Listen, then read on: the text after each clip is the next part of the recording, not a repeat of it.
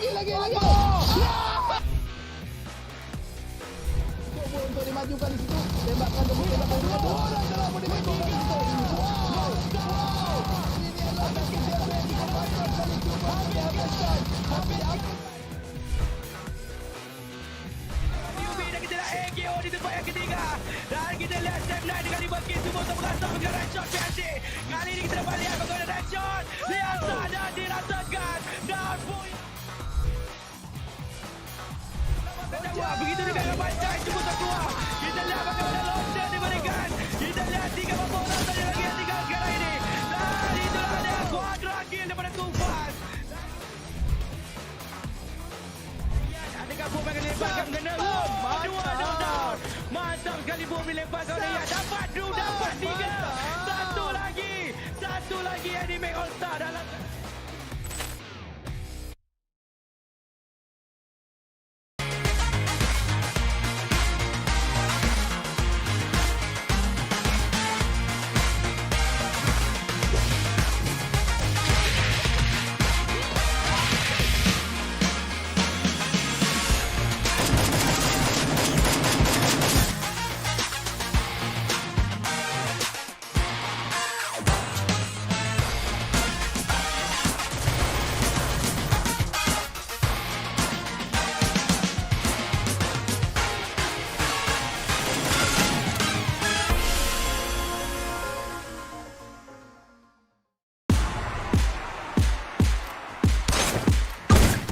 triple kill. Triple kill.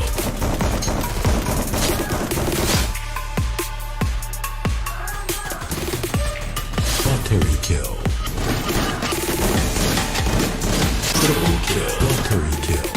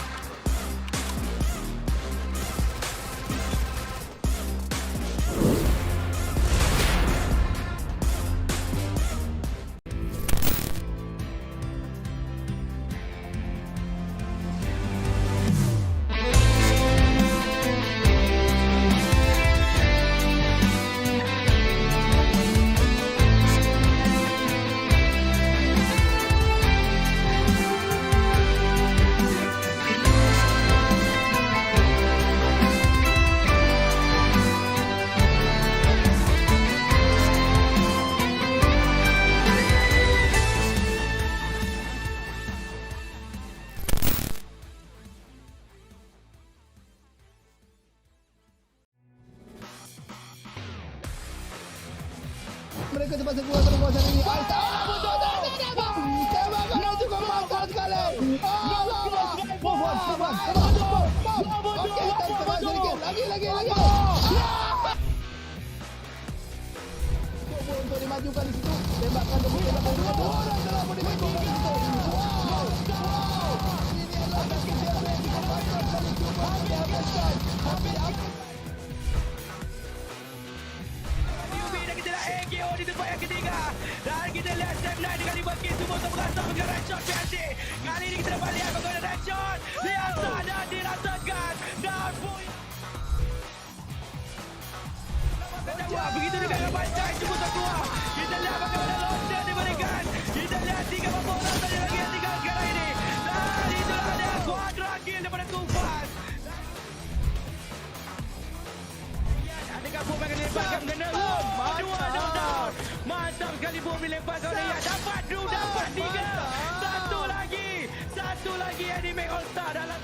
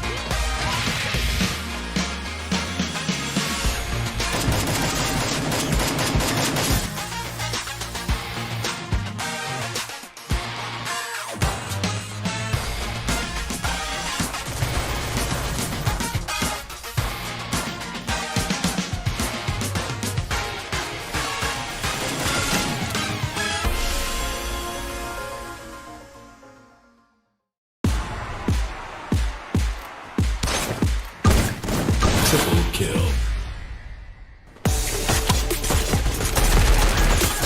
Triple kill.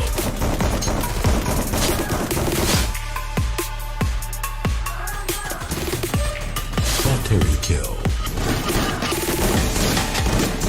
Triple kill. Lottery kill.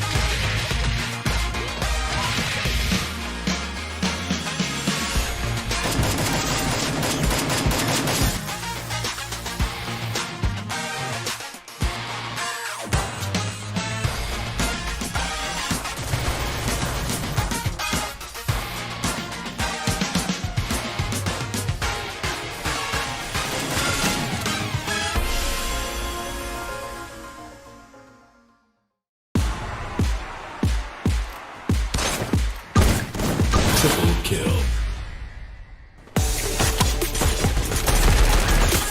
Triple kill.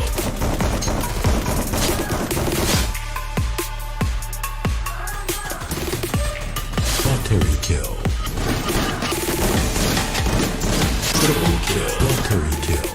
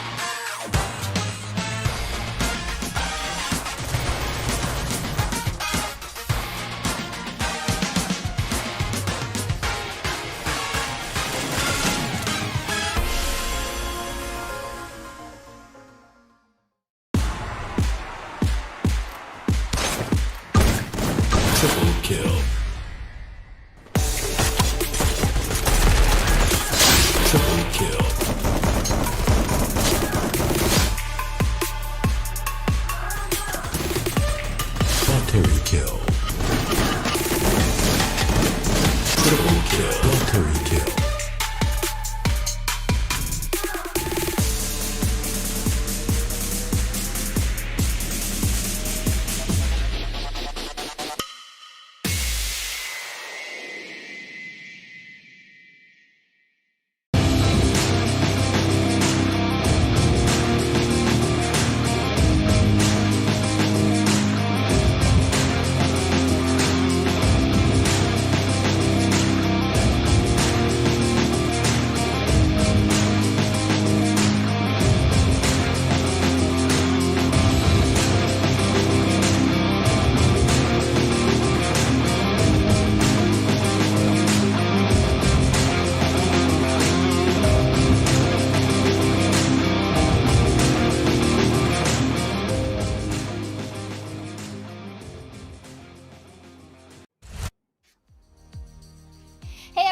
Welcome to day 2 of week 3 of Free Fire Malaysia Championship 2021. With me today are my super awesome, super cool casters, Husky and AJ. Yes, good morning. We haven't get stuck in that way, but now that I'm back. Yeah, I was that close. I was that close. You almost put a cash bunny. Well, technically you have. Wow. That's the first strike. Wow. Listen, it's too early for this, man. It's too early for this. But anyways, let's move on to the most important thing today. FFMC 2021. Yesterday was insane. The day where the big teams are like, crap, all these smaller teams are catching up to us. Oh no. So today, I mean, technically they didn't just all out lose, AJ, Yeah. trying to say? I don't know. Is that what you're trying to say, That? Because No, I mean, wasn't trying to imply that. the underdogs kind of rose up just a little bit yesterday, but it is their time with the reshuffle in the groups here. It is exactly what they have been looking for, the opportunity to rise up to the top, and they are able to show us very clearly that whenever Group A takes on Group C, that's their moment to shine. Because whenever Group B is involved in the fray, getting up to the top gets that 10 or even 100 times more difficult. The shuffles look so scary. What were you saying, Husky? Yeah. We saw that, right? We saw that the Group B or the top teams, they still have some fight left in them. They still have something. They still showed us that they are a top team for a reason. The last round, perfect example. Semnai getting butchered early on, left with 2 guys on the run, hiding in the middle of the circle, and they stole the booyah away. That itself, it looks easy, but it takes a lot of skills to pull it off.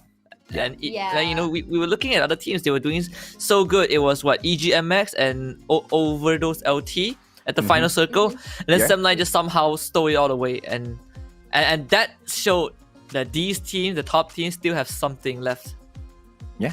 Yeah, I feel like during that time, it was likely that the small teams actually choked because it was a 2-on-1. It could have been anyone's game, but that's one thing I think the advantage that comes from experience is that when the pressure hits you the most, especially in the last circle, that's when you really need to be able to think clearly and be calm and just kind of take it, Yeah, I mean, I recently switched from playing on emulators to playing on mobile, and I can tell you, right, when you make that switch initially, you start at ground zero, and the more you learn is by dying in different ways. When you die in a certain situation and the next time you're back in that same situation, you realize the list of things that you should not be doing is quite long. The list of things that you should be doing, are limited, and you don't really have much time to respond. And that's exactly where the experience comes in hand, right? And, Sem9 picking that up in a moment like that truly shows that experience definitely matters in a competition like this. I mean, yes, you can depend on the groupings, but at the end of the day, the teams still need to be able to pick those points up even when they go up against Group B.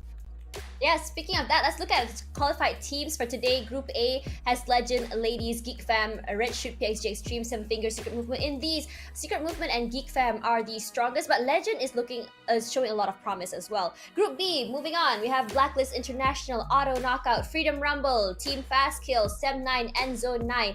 Group B looking stacked. As I said yesterday, Blacklist International, AKO, FRU, Fast Kill, and Sem9 are these 5 teams that are super scary in this tournament, I'm not gonna lie. So that's a stacked team. Group C, Enigmax All-Star, STP, Son of Guns, Sorry Roar, 4X-Men, Expert, Overdose LT, and Eternal Watch and Learn. Despite thinking that C is the easiest one, Eternal Watch and Learn, Overdose LT, 4X-Men Expert, Sorry Roar, and even Enigmax All-Star have been really stepping it up, in my opinion. What do you guys think? Well, no doubt about that at all, right? All of these teams who have been stepping it up after the shuffle, especially. But, just day one has passed through right after the shuffle. Today is where they'll be able to show us whether or not the topic of, that's at the edge of our tongues all the time, consistency can shine through or not. If they are able to do it again today, then yeah, maybe we can count on them a little bit more here, Tash. Yeah, that's right. So for now, let's have a look at the standings. You see here, Sem9 currently on the first top spot, 285 points, 25 points ahead, which is basically one booyah and some really good kills ahead if you think about it. Number 2, we have Auto Knockout Geek Fam taking 3rd spot, which is honestly quite surprisingly awesome because they were on 6th place for quite a while and they climbed up. And that's why I feel like, what you said yesterday, heating the brakes on this one. Blacklist International number 4. Number 5 is Freedom Rumble. Eternal Watch and Learn takes number 6. 4X-Men Expert climbed up from the 2nd page onto the first half of the ladder over here. So interesting to see. Team Fastkill dropping down a little bit from 6th. And Sorry Roar as well climbed up from the 2nd half of the ladder up to the first half. So now I have Overdose LT at 10th spot, also climbed up. Secret Movement dropping down to 11th since last week. Legend climbing up. Enzo and Mai and STP Son of God just maintaining their positions here. Red Shoot, PXG Extreme, Enigmax All-Star, Ladies, and Seven Fingers are all maintaining their same positions. I'm kind of expecting and hoping for more here because STP Son of God especially is a team that qualified for MCP majors. Really hoping that they're able to show us how they got there this time around. But if they don't, it's fine because it just shows that other teams are just getting better and they're gonna have to step it up. What do you guys think? Do you guys have any comments about the standings so far? Just to give a quick perspective, right? If you look at the overall standings, 5 out of 6 teams from Group B are in the top 8. Everyone is in top except for Endzone and Y. That itself says a lot about Group B's prowess. Everything else is pretty much equally spread out. You can say that Group C, most of them are on the 2nd page, unfortunately. So Group B, strongest group, and this is why AJ emphasized on the fact that if Group B is playing, you better be careful. Yes, that's right. So for now, this is what is up for grabs in this league stage over here. 8,000 ringgit for the first place winner. In my opinion, the prize pools get better and better from Garena. And honestly, I'm expecting the next one to have maybe let's kind of like up it up at 20,000, for first place.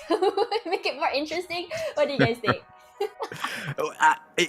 This is one of the few competitions that has got the prize pool even at the league stages, even at the group stages before you get to the finals, right? So I think that's already a lot to even expect in the first place. Most of the other competitions not doing it, then they do it so much better, man. And all I want to see is my bonus. What's your bonus? What do you deserve? I don't know. Salary increments, bonuses out of nowhere, more, breakfast sent to us before castings. Yeah. Husky, we're getting salaries? Whatever these two said are entirely their own opinions. I don't want to get into trouble. I am happy with what I have right now, and I hope to stay here long term. Hey, but if you guys want to join a trip out of here, I am all for it. I'm all out for Monopoly. He's like, I'm not part of this. Please leave me out of this. I just want to get paid. But for now, let's look at the prize pool. I'm an honest white collar, okay? Oh my god, I'm literally wearing a white collar today. So 60,000 ringgit up for grabs here for the playoffs, which I'm really excited about. This is going to be happening on the 31st of July, if I'm not mistaken. 31st was it? Am I getting my dates wrong? 31st, yes. Yes, 31st.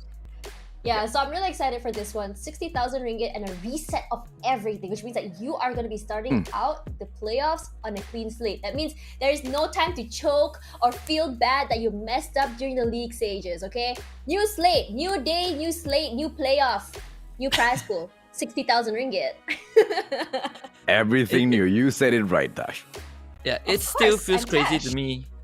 It still feels crazy to me that you hustle for 4 weeks and it all comes out to just 6 matches in a single day to determine where Yeah. you stand. That is you insane. need to qualify for that. So kind of like just getting 12th place should be enough. But speaking of getting 12th place point system, this is what we're going to be looking out for today, okay? So 12 points obviously for the Booyah, but 1 kill, 1 point, which is why AJ keeps saying, Husky keeps saying, y'all need to find that balance between getting placement points and getting kills. I don't know why, but this league stage, I've been noticing like they'll have like placement points, like 6, 8 points, but 0 kills. And I don't know why. That makes me really disappointed. It's like you didn't deserve that. You just finessed your way to that point. I don't know. It's like You know how No, it's- difficult it is to survive in a battle royale on a tiny little know. screen on mobile? I just It's want super blood, difficult. okay? you know? I'm sorry. I just want blood. I Just- just like just think about it. violence. 44 other people in a single lobby and you can't kill a single person. No. But- Husky, but- Husky. but to be very we fair, need, it's very we need to hard. add 44 of the best in Malaysia Yes, in that yes. lobby. I'm Yeah. actually siding you. Don't worry, AJ. I'm actually Yeah, siding you. yeah, yeah. I was Oh, being today sarcastic. You changed sides. No. No, I have been Okay. on your side the entire time, but That's this is something that we need to iron out good. so that the fans don't misunderstand or misinterpret what we're trying to say. So Yeah. it I was mean, it was like, more of I'm a not- correction. Yeah. I mean, it's true. I was just kidding mostly, but it's more impressive, honestly, if you can get like 2nd or 3rd place and not get a single place. I mean, we've seen it before. It's like, wow, you went that far without a kill. That's crazy. Because when I see a person in the distance, the first thing my brain goes, kill. Kill. Not strategically wait. Kill. Well, you Lisa- will see a lot of killing, ladies and gentlemen, boys and girls. Group A goes up against Group B, and then, of course, Group B will take a short break, a well-deserved break for them because with all of the fire they bring, with just their composition itself, Yeah. not many of these teams want to see a lot of them, right? So they'll take a break when Group A goes up against C, and then Group B comes right back into the fray to take on Group C. Group C has AJ, got I have a question for you. Tell me. So you see Group A going 4 in a row, and then Group C going 4 in a row, right? Group B is the only one to break in between. Do you think it's better to play 4 in a row or have a break in between? Like, which one do you think works better, like for you? I mean, the break definitely works better. The break definitely works Really? better. I mean, playing 4 in a row, your thumbs get tired, man. Oh, you guys use thumbs? I'm just kidding. I'm just kidding. What do you I'm use? just kidding. You use your forehead, Tash? Okay, Oh my God. Let's move on. Teams to watch. Today, the teams kind of changed from yesterday's teams to watch. You have AKO, 79, and Geek Fam, who finally, kind of like clawed their way back up from 6th place to 3rd place. I was kind of sad, not gonna lie, not to see Geek Fam, because like during previous majors, we were like, oh, Geek Fam is there every week on like the top killer on teams to watch. But now to see this variety is kind of nice. But Auto Knockout and 79, I feel like they're not gonna leave this teams to watch area anytime soon. What do you guys think? I completely agree. As long because they have been staying up there for the past 2.5 weeks, including yesterday. Unless Yeah. something devastating happens and they drop like 5-6 spots in a row, I don't think they will leave that teams to watch anytime soon. Or unless some other teams really outperforms them today, then you are probably gonna see AKO and 79 towards the end until the end of the group stage. Geek Fan, while they finally made it there, it feels weird to not see the previous MCP major champions on their teams to watch, but they've clawed back. Honestly, I really want to see Secret Movement become the giant kryptonite again, like they were last week. Just like look out for like maybe AKO and just like smash them early. Like they won't necessarily make it out alive, but enough to cripple them. That will make the game so interesting. In a way, kind of like paving the way for like the smaller teams. But it's a tournament after all. Everyone wants to win, so Yeah. But honestly, if I were them, like I know like you guys always say like these smaller teams should avoid fighting early, should avoid like taking out especially bigger teams early. Like, but what if you play high risk, high reward, take them out early, which means that you don't have to worry about them anymore? Isn't that nice? Like, that's one worry off your mind. if every single one of our wishes and dreams come true each and every single day, wouldn't that be nice? You know, life I just thought you doesn't. were. I thought you were a genie. Yeah, life have the just doesn't mustache work that down. way. Yeah, Aren't I've you got a the genie? mustache, but the magic, unfortunately, No, he- doesn't come together as a package. He used up all of his wishes when Aladdin rubbed the magic lamp, so he has nothing left, you know. I mean, if I still had wishes left, do you think you would be sitting down between me and Husky? Come on, think about it, Tash. Yes. Okay, fair enough. What are you talking about? I asked a question that wasn't a surefire burn for me, so I guess there was a burn for me, lah. Secret movement. Going back to the point for them, yes, they can have that sort of a mindset. They can, try to take these bigger teams down, but they have to look at where they sit as well. They are in the 11th position. They kind of need to be wary of that, and they're not so far from getting overtaken by the team that's in this 12th spot. It is like what, 17 or 16 points between them. They need to look for the placement points desperately now and steal, a couple of kills in the final circle. Because what Secret Movement is playing for is not to impress us, but just purely to keep themselves in the top 12 now. Yes, that's right. So for now, we're gonna head into our first map for today. This is Group A versus B Kalahari. So I'm gonna pass the mic to AJ and Husky. I'll see you guys in a little while. Thank you very much to our awesome Harley Quinn impersonator, Harley Quinn voice actor, host Tash Bunny. Great as always, as we are now in the final 6 rounds for week number 3. Match 1, Kalahari, Group A and Group B. Quickly walk me through, what are we looking at? We are looking at Red Shoot flying in and then saying, oh, nope, hell no, flying right back out. What a way to start that Red Shoot, but good on you guys. Good on you guys for pulling away from one of the biggest monsters in the game. Geek Fam looking like they are not going to be picking up the early kills. But on the other hand, it's going to be Endzone MY who find the sights of 7 fingers right there in front of them, looking to chop them off, Husky. Yeah, and well, Endzone MY, playing in Group B, it does look slightly bad for them because they are the only team who are not in top 8 coming out of the group. You feel like an outcast when you are playing with when you're in that group. Yeah, I think Endzone MY, hopefully they don't feel that way, and I don't think they do. But they definitely have some rooms to improve because their standings have been declining, and it's looking worse for them because people regard that group as the group of death.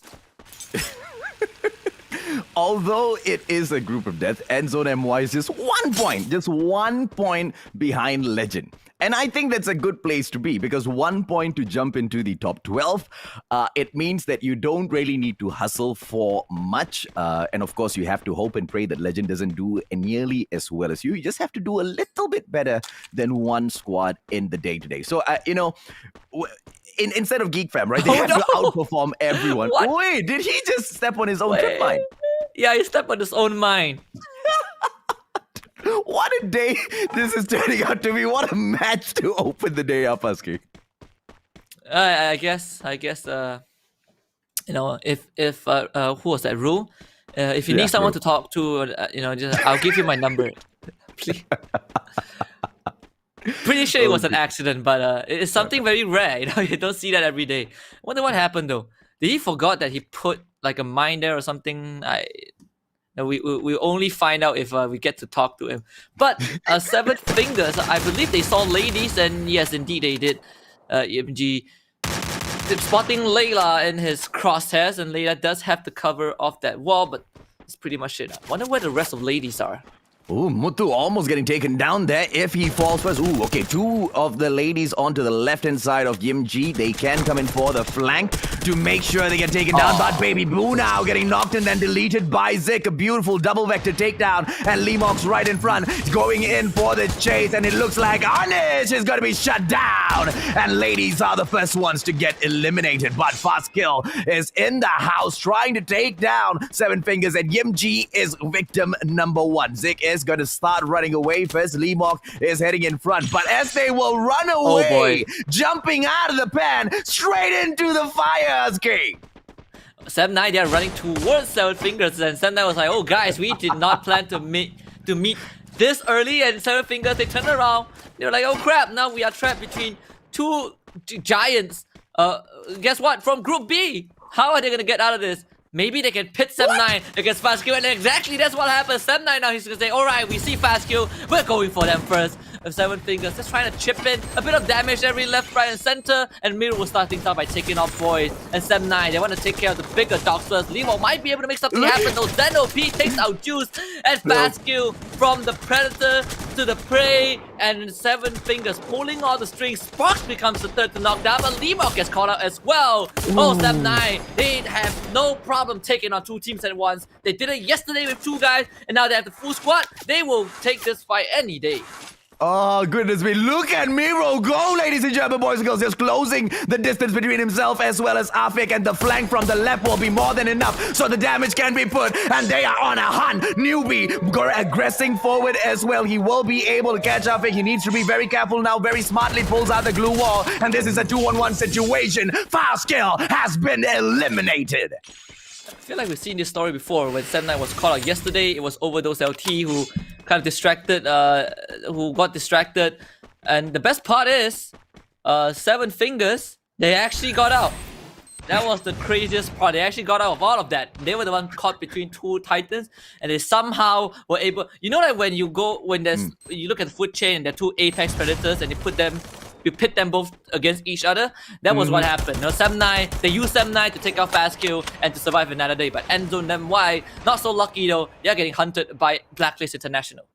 Yeah, man, the very, very fast, slippery moves coming in here from Seven Fingers to get out of the way, just letting them do battle. But of course, Endzone MY that started things off earlier on. They will see a knock coming through towards Cloud, but of course, he gets picked right back up. This is Blacklist International taking on the fight against them, but they are far off.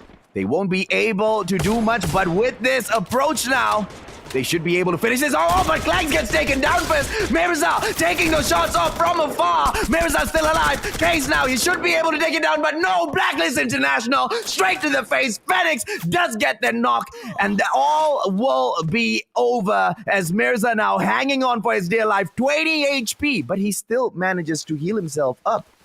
They're gonna dunk on him. They are literally going to see him if he doesn't get away right now. So he manages to find cover, thankfully, and I don't think Blacklist International will want to chase, at least not into this area. It's not really favorable and it's hard to navigate around due to, you know, the terrain itself. But Endzone MY, they did manage to take out Planks, I believe. So they didn't walk away out of that with nothing, but they did suffer like 3 deaths. So now they have to just play the survival game. For me, the Red Fuel taking down Zack as well as show you they are knocked. Now Zal try to go in for the delete. He gets the delete. Hazik stands on the ground. Harpies returns fire and gets the delete as well. Can he save himself? Amy, it's a 2-on-1 situation. And now Geek Fam, the moments run on. Geek Fam eliminated by Red Shoot XPG Husky. What an unbelievable turn of events for this squad. Who was on the high ground? Was it Amy? Was it Ru? I think it was Ru, the guy who blew himself out early on. Good, just good position.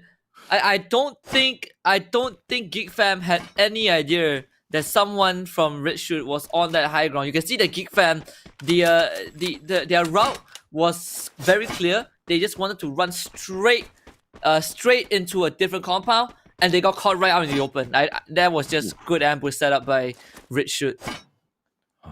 You see an opportunity, you take that opportunity. Geek Fam unable to aggress through. I've already said that the main opportunity Geek Fam will most probably be capitalizing on is when Group A meets Group C. That's, you know, the highest probability of them bagging the Booyahs. But even if that was the case, it didn't fall through that way in the final 2 games, did it? Blacklist International, Sem9 always outshining the rest of them.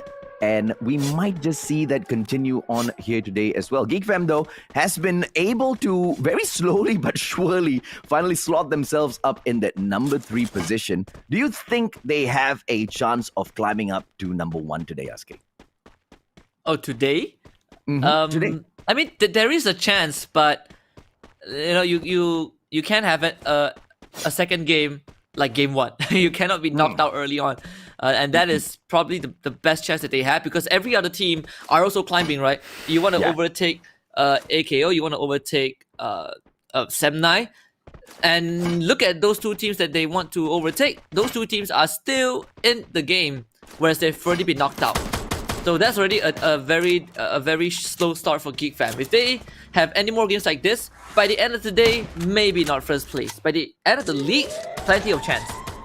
They need 38 points to jump up to that number 1 spot, but Appam now getting taken down by the one and only Axel, the sharpest shooter on the side of Auto Knockout. And the nade might just come flying through here with the Lemon taking those shots towards Appam. He might just be able to get the Juggernaut kill here, but Roy going in for the approach as well. The shotgun straight to the face, but the backstab, the flank comes in from too fast, and that's more than enough for the delete onto Appam Escape. It's completely overwhelming Freedom Rumble with great maneuvers, and Axel, him alone, he sees the gun barrel of Cap, and Lemon just from behind again. They have completely infiltrated the compound of Freedom Rumble. This is like a SWAT team who is well-oiled. Drax trying to get away, but Roy is on the case. And there he's gonna drive past Legend as well. I don't think he can get out of that. The vehicle has already been blown up. He will end up in the territory of Legend. And for AKO, that's for Legend to clean up.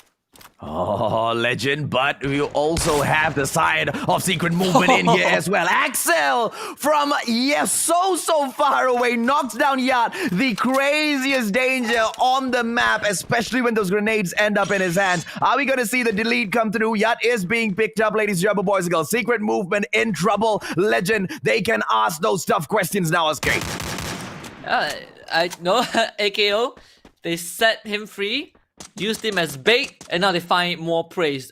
Legend don't want anything to do with it, so they will evacuate. I think they've already cleared the area. It's fine for them to move. I agree with that move as well, because if you get caught in a 3-way tussle, it's not going to end well, at least not for Legend. Secret Movement also deciding that they need to get away, because AKO, because they have information of where Secret Movement is right now, they will probably pay attention to this particular area. Just above 30 seconds in here, zone number 4. All of the teams need to start moving, and this does not look like it's going to favor the side of Legend that much, because on to the approach for the next zone, they might just get gatekeeped by the side of AKO. Not an opponent you want to be taking on as you try to squeeze yourselves into the safe zone. And it is going to be a great compound held on by Auto Knockout as well, because of that vertical advantage that they will be able to take on quite a number of teams, especially Blacklist International, that they managed to have spotted. And Axel he's being really patient with those shots. There's no need to take unnecessary shots when you can't follow up with much. Sure, you might be able to get a knockdown with a good headshot, but it doesn't accomplish much out of that. The more important objective right now is to get into the circle.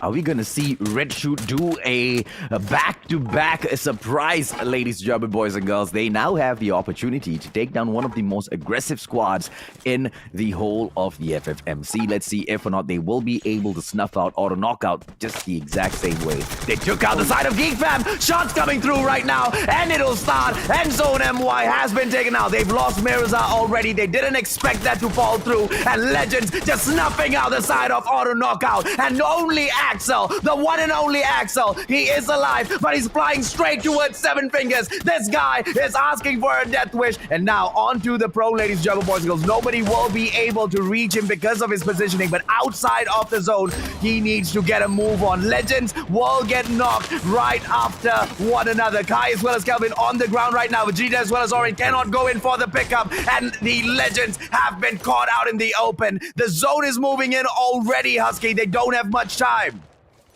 That is so unlucky for AKO. They had no idea Legends was coming in behind them. That was a complete backstab, and you cannot blame AKO because AKO did not know that did not expect anyone to come in from behind, and even the most prepared team can be backstabbed and killed off, and Cobra will find the lone survivor. Axel is already out. He was able to get a knock before he bowed out. I'm not sure if that was a confirmed kill, but kind of an unfortunate loss for AKO, and Blacklist International plus Legend will continue to rack up those kills. But look at who's the raid boss in the center. Of course it is Sem9. They all have to try, need to run into Sem9's crosshair. Seven Fingers still alive, ladies and gentlemen, boys and girls. What miracle is this? Orin now trying to heal himself up. He is playing the game of survival, but for how long can he hold on with his medkits? He is playing a masterful game of recovering himself outside of that zone there. He's still alive! Yeah, he's definitely... he's just hoping that someone dies before he finishes his medkit, and he doesn't have enough. It's not gonna have enough medkits to last through that. But a good attempt, kind of a smart move in that situation. He's not gonna be able to outrun the blue zone anyways, as he was a bit too late. Circle does move away from Sem9, but Sem9 knows that they have a bit more time to gatekeep these teams. And secret movement. Only secret movement is in that circle. Newbie with a good nade onto Cobra.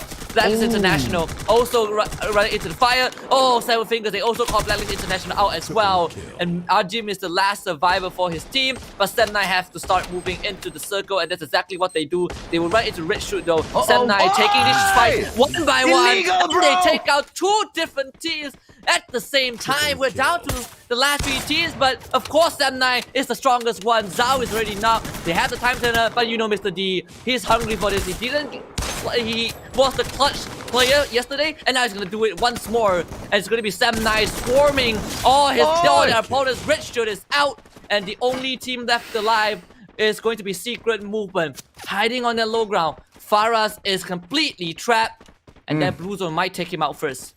And he's absolutely exposed as well, ladies and gentlemen, boys and girls. And this is the finisher coming in here from Newbie. They are going in for that final kill. Faraz has been spotted. Shots coming in back-to-back. Blue wall as well to make sure Newbie will have the double vectors on hand. But they don't get it. And if one final shot slays, Newbie gets the kill. And Sem9 picks the booyah up for themselves, Uskate.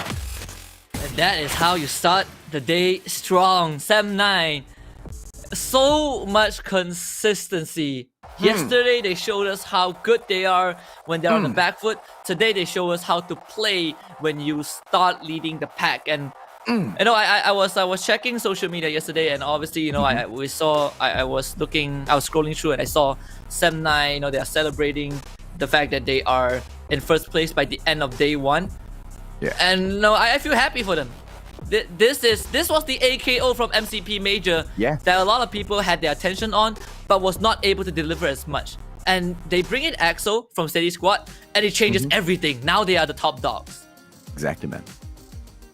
I just want to say, why did his teammate pull him by the back of his pants to go back on the couch?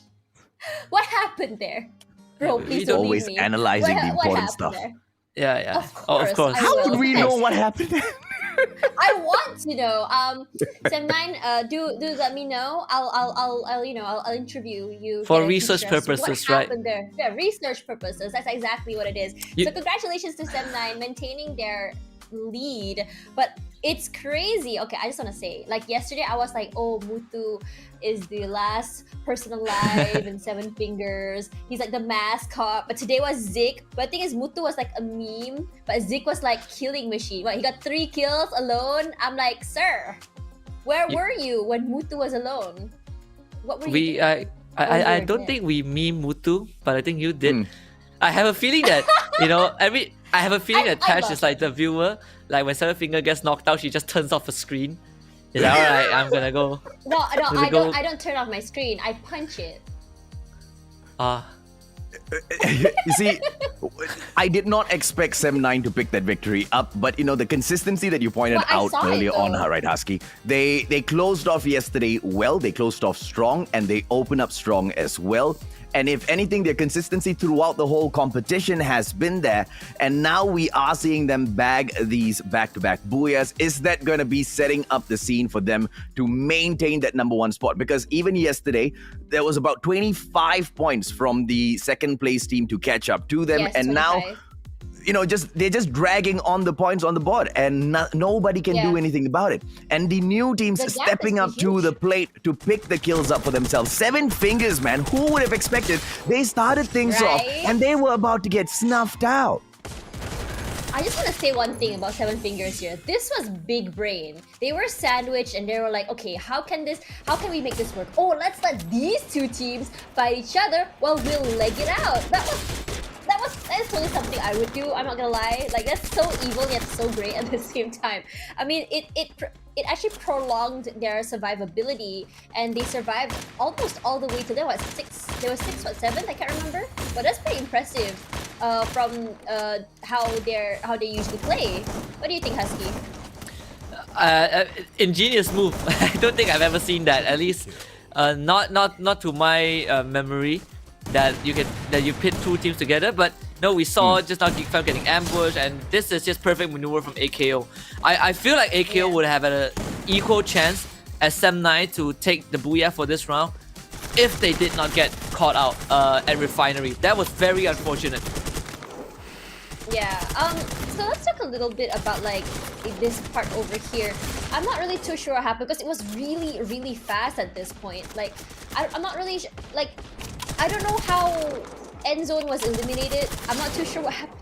Can you guys kind of like tell me what was going on? Because I was trying to catch follow the scene. But Welcome to right? Free Fire, right? That's exactly how fast the action is on the battlefield. But the thing is, like, seeing Red Shoot still alive, I mean, toward the end was honestly something so surprising to me, considering that, you know, we kind of thought like they're you know, 3rd place. Like, I didn't expect that to happen. I was expecting it to be Blacklist International. I was expecting it to be Sem9. I was expecting it to be AKO, but in fact it wasn't that. But if you can see here, the round standings show otherwise. Red Shoot PXG Extreme, despite getting 3rd place, managed to get us on 2nd place here. With 14 points, Sem9 of course 24, 10 point gap right over there, right? Oh, I'm sorry to Seven Fingers. I said 6th place. Actually, they got 4th place. That's crazy. This game, this opening was everything that we could not have anticipated. Do you guys agree with that line? Yes, Husky's like, I'll just take the easy way out of this one. Yes, No, Tash. no, it is, right? Like, GeekFam getting caught out, auto knockout, not auto knockout, unfortunately also getting caught out. And both these two titans were ambushed by teams that are not like GeekFam got caught by Red Shoot, auto knockout got backstabbed by Legend. Red Shoot making it in 2nd place. Blacklist International and Sem9 are probably the only two teams that you would expect them to be in this position by the end of the round. But for everything else, it is more different than what we are used to. I just want to say something. That catch for GeekFam, like, that was one of the fastest deletes I have ever seen for their team. Like, it was just like a long range shoot toward them, and then 3 people just got knocked, and then they just chased the other one, and that was it for GeekFam. And while I was disappointed that GeekFam got knocked out early, I was so impressed by Red Shoot. I mean, yes, sure, in the beginning they had a little bit of a boo-boo. They walked onto their trip mine. When I saw that, the first thing I thought was, that is definitely something I would do, like Memory of a Goldfish. So that was really, really interesting. Also, I just want to say one thing about Mirol from Sem9. He is literally Spider-Man on Kalahari. Do you see how he closed the gap chasing after Fast Kill? Yeah. I have not seen that yet. I'll tell you an observation. Like, he is Spider-Man up to the very end, where he actually knocked himself because he jumped off the cliff trying to take out like the last guy of Secret Woman. Like, he's the only guy who jumped down and got knocked. Oh, he did that? I didn't notice that. Yeah. Like, if you notice, like, at the corner, someone fell, right? And that was him. So He Spider-Man ran out of the webs. Yeah, he ran out of webs. They were all trying to dunk on him, right? Because it was like a 4 versus 1, so they all went down. And I think he jumped down and he got knocked. That was pretty hilarious. All I can say was, Faraz, despite him being the last one alive, like, if I were him, I would be, emoting over there or teabagging or something. That would be me. But he really tried. The chrono came out, the glue wall came out. He tried to take someone down, and I admire him for that. Like that's tenacity over there, you know what I'm trying to say? But speaking of tenacity, speaking of admiring, let's admire this beautiful gun down here. the New Year MP40 box. There's 2 of them to be given out, which you can redeem right now all the way until the end of the broadcast. So get this code over here and put it into the Free Fire Redeem website. I don't know what accent that is, but do let me know if you guys figure Russian. it out. Oh, Is that Russian? That sounds a bit. That sounds more Mexican than Russian. What is it? I thought Russia's it was a bit French. rough. I thought it sounded Russia's a French. bit rougher. Oh yeah, French. What am I talking about? French. Yeah. Okay. Yeah. Now. French. Oui, oui, Never mon mind. ami. Never mind. Anyways, Never mind, ladies how and do gentlemen. you boys. Look redeem at my in face. French? I'm playing along. I'm just playing along. I'm at Red that state. Shoot. Let's talk about Red Shoot. Let's talk about Seven Fingers. Both of these teams showed us consistency in one game that I never expected to see out of them. No way. You give me an option for all of the other teams. These are 2 of those squads I would have never in one moment at all considered to pick to reach up to that final zone after what happened to them so early on in the match. Not because we want to count that out from the competition. It's just that in this particular game, Seven Fingers, man, they did not deserve to go to the final circle with 2 men. Usually, even with 4 men, they aren't able to do that. But so impressive. Exactly like Red Shoot. They took down Geek Fam. They could have just been lucky, but they made into that final circle as well. Exactly. All I want to say is, I want to see more Seven Fingers this round. So for now, let's head on over to Purgatory, the second match of the day of Group A versus Group B. Husky, as well as AJ, I'm so glad y'all didn't flame me today. Keep it up. See you later. All right. Great transition to our siren before the circle closes in Free Fire. Wonderful Tash Bunny as always. Game number 2. Saw what I did, right? I'm so sorry. I told you guys before the show starts that today I'm feeling really creative with my reference, and that's 2 out of 6. We have 4 more rounds for me to go all out. Oh, you have no idea what's coming, Tash. Dude, on paper, you're a Tash supporter, man. On live stream, it changes quite fast. Seven Fingers playing a game of absolute ridiculousness right now. Lee Mock himself holding on to Brasilia, whilst the rest of his team members fly away, quite far away from him. Geek Fam, on the other hand, pulling off something similar, but it's not like they have to worry about much. They are sitting down in the 3rd position on the board. So, early knock here. Coming down from Legends onto Secret Movement themselves. What is going on? Yat, the one and only man, alone in here. Is he going to be able to survive? Can Yat get the kill, ladies and gentlemen, boys and girls? We don't even have eyes on him. Legit, as Vegeta finishes him off. Wow, Legends. They must have really done their homework. After week 2, 3 kills at the beginning. We talked about how Legend, they are like 1 point ahead of Endzone MY, if I'm not mistaken. With this kind of performance, I think Legends, they will start to pull ahead. If they just keep this up, I am confident that by the end of today, we might see Legends in top 10. Okay, Yat ran away. How did Yat get away from that situation? I do not understand. I didn't have eyes on him on the map at all. Did you happen to have a peek at him? We saw like for a while. Like his health bar did went down, but he probably got enough distance, to not be killed off. But we all know it doesn't matter if you survive or not. If you survive, that's great. But you still are not able. You won't be able to do much, as just one guy. Bro, Husky, think about this. This is Yat we're talking about from Secret Movement, right? We should be able to see him solo, run around, pick a few grenades up, move into that final circle. I'm looking forward to it. If that happens, I am going to lose my freaking mind because he will be able to deal quite a bit of damage. But, once again, I am probably dreaming a little bit too big for him. I mean, if that happens, I will stop making references about our host until the end of the day. You see, I was going to, say something like that, but not exactly that. But I know a little too well. Sometimes the stuff that comes out of my mouth happens to just be right through Caster's curse. And I just didn't want to catch myself off guard, bro. But, you not flaming Tash Bunny anymore, I would be sad. So I don't want that situation to happen now. From what I understand about Caster's curse is that whatever we say doesn't happen. That's my experience. I had whenever I say it happens, and usually I say the bad things, like this team is gonna die, and then they die. Yeah, so we counteract each other. You see, you just said that Yat is not going to make it, and I said that he might make it. So we cancel each other out. So we leave it up to fate. We leave it up to all the other teams. It's fair play. We did not cast any magical spells on this game. But I do not think we should be canceling each other out, though. We should be working together here, Husky. But by the way, you know that you have made an impression. You know that Tash is paying attention when she starts tagging on Instagram, because I just got a notification again, same as yesterday. Sorry, Tash. I'm just glad I didn't approve her on Instagram or Facebook or anywhere else. See, you're making things worse. Between if we compare, you and me, at least I know her. At least I know how she feels about it.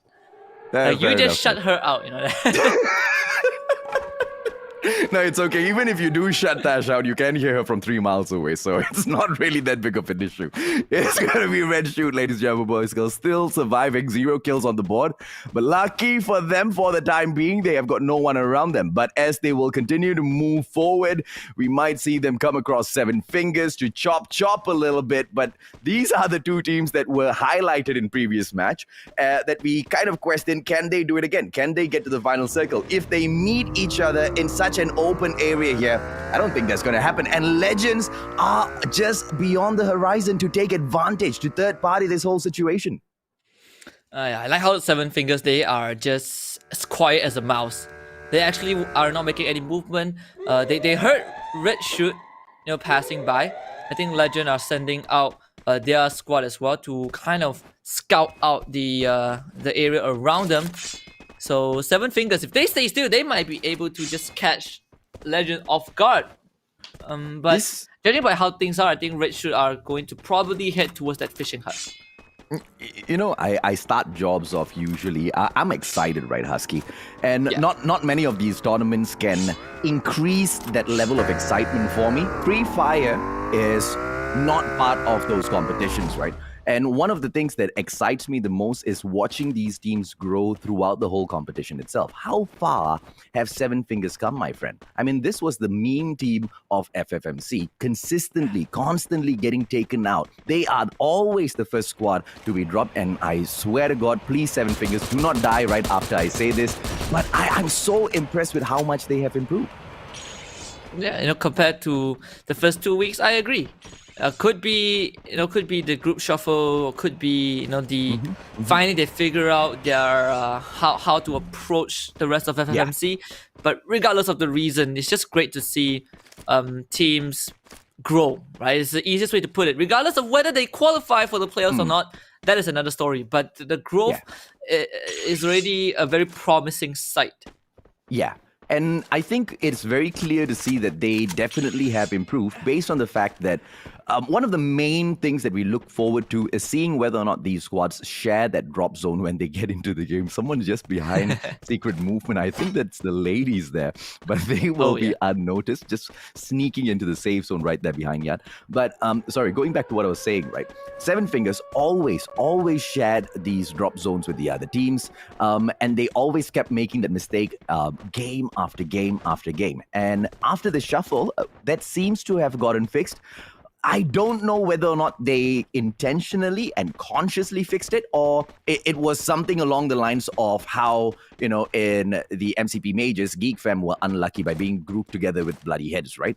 Because they always shared the exact same zone. So, but with them being able to take more kills on the other hand, Husky, kind of proves that, the positivity or the positive actions that are coming in from the team to improve is working.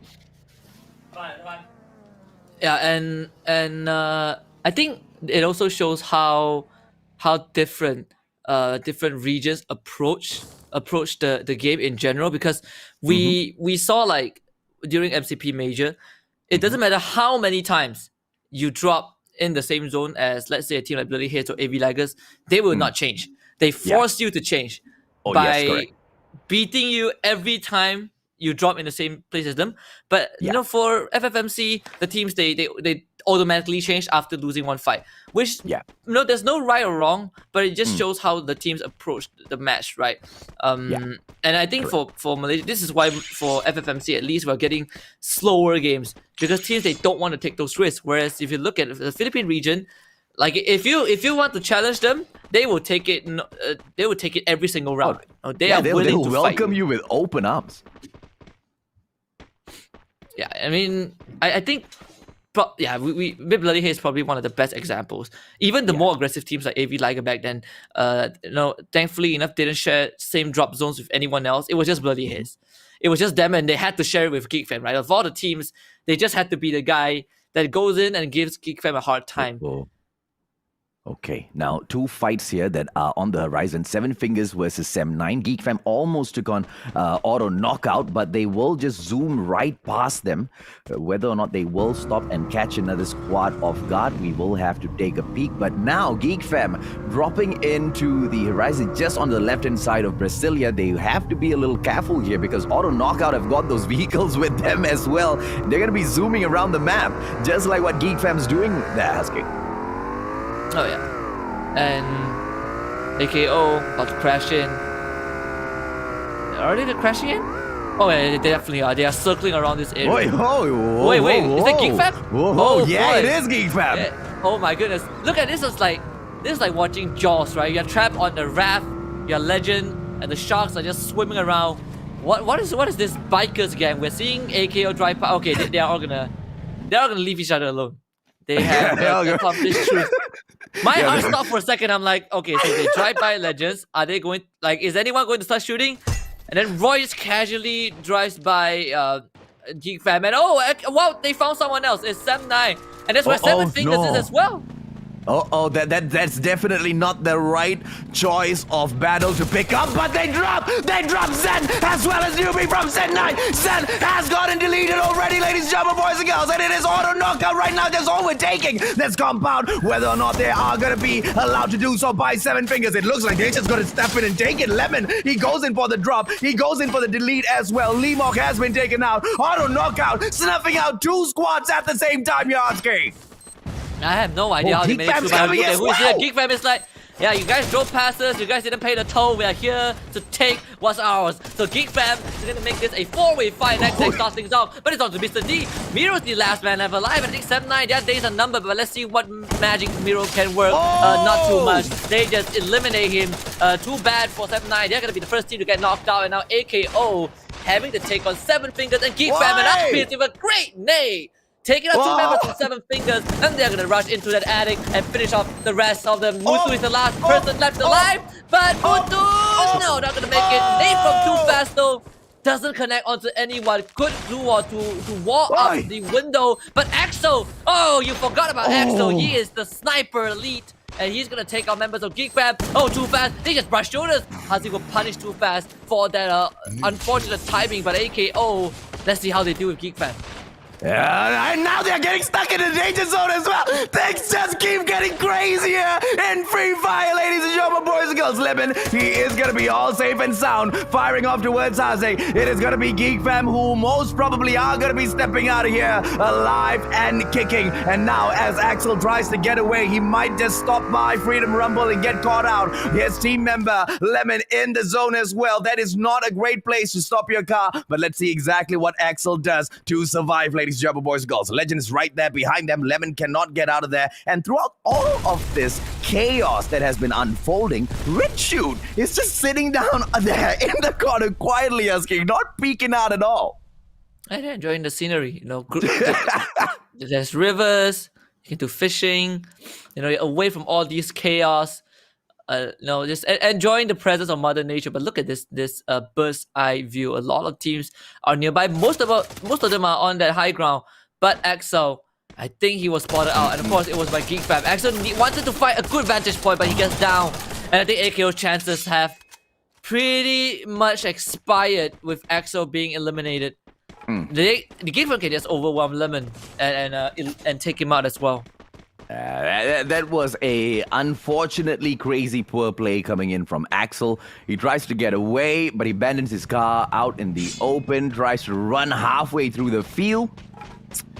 Just doesn't pan out well for the guy at all. Let's see if or not Lemon will be able to survive this onslaught that is on the approach right now. 2 players going to come in first. Show you, Lemon runs away, glue wall in the vicinity, tries to drop a player from GeekFam, and it looks like Hazik might just get taken down. Exact manages to eliminate him from the equation, and GeekFam are going to be all good. But Freedom Rumble steps by to immediately say hello to them.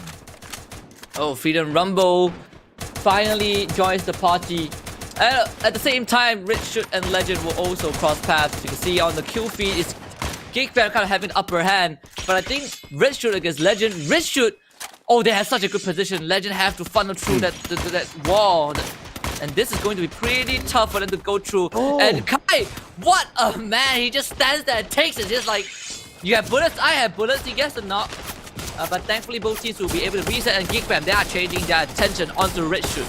They are not happy with what happened in the last round, and they are here for some revenge.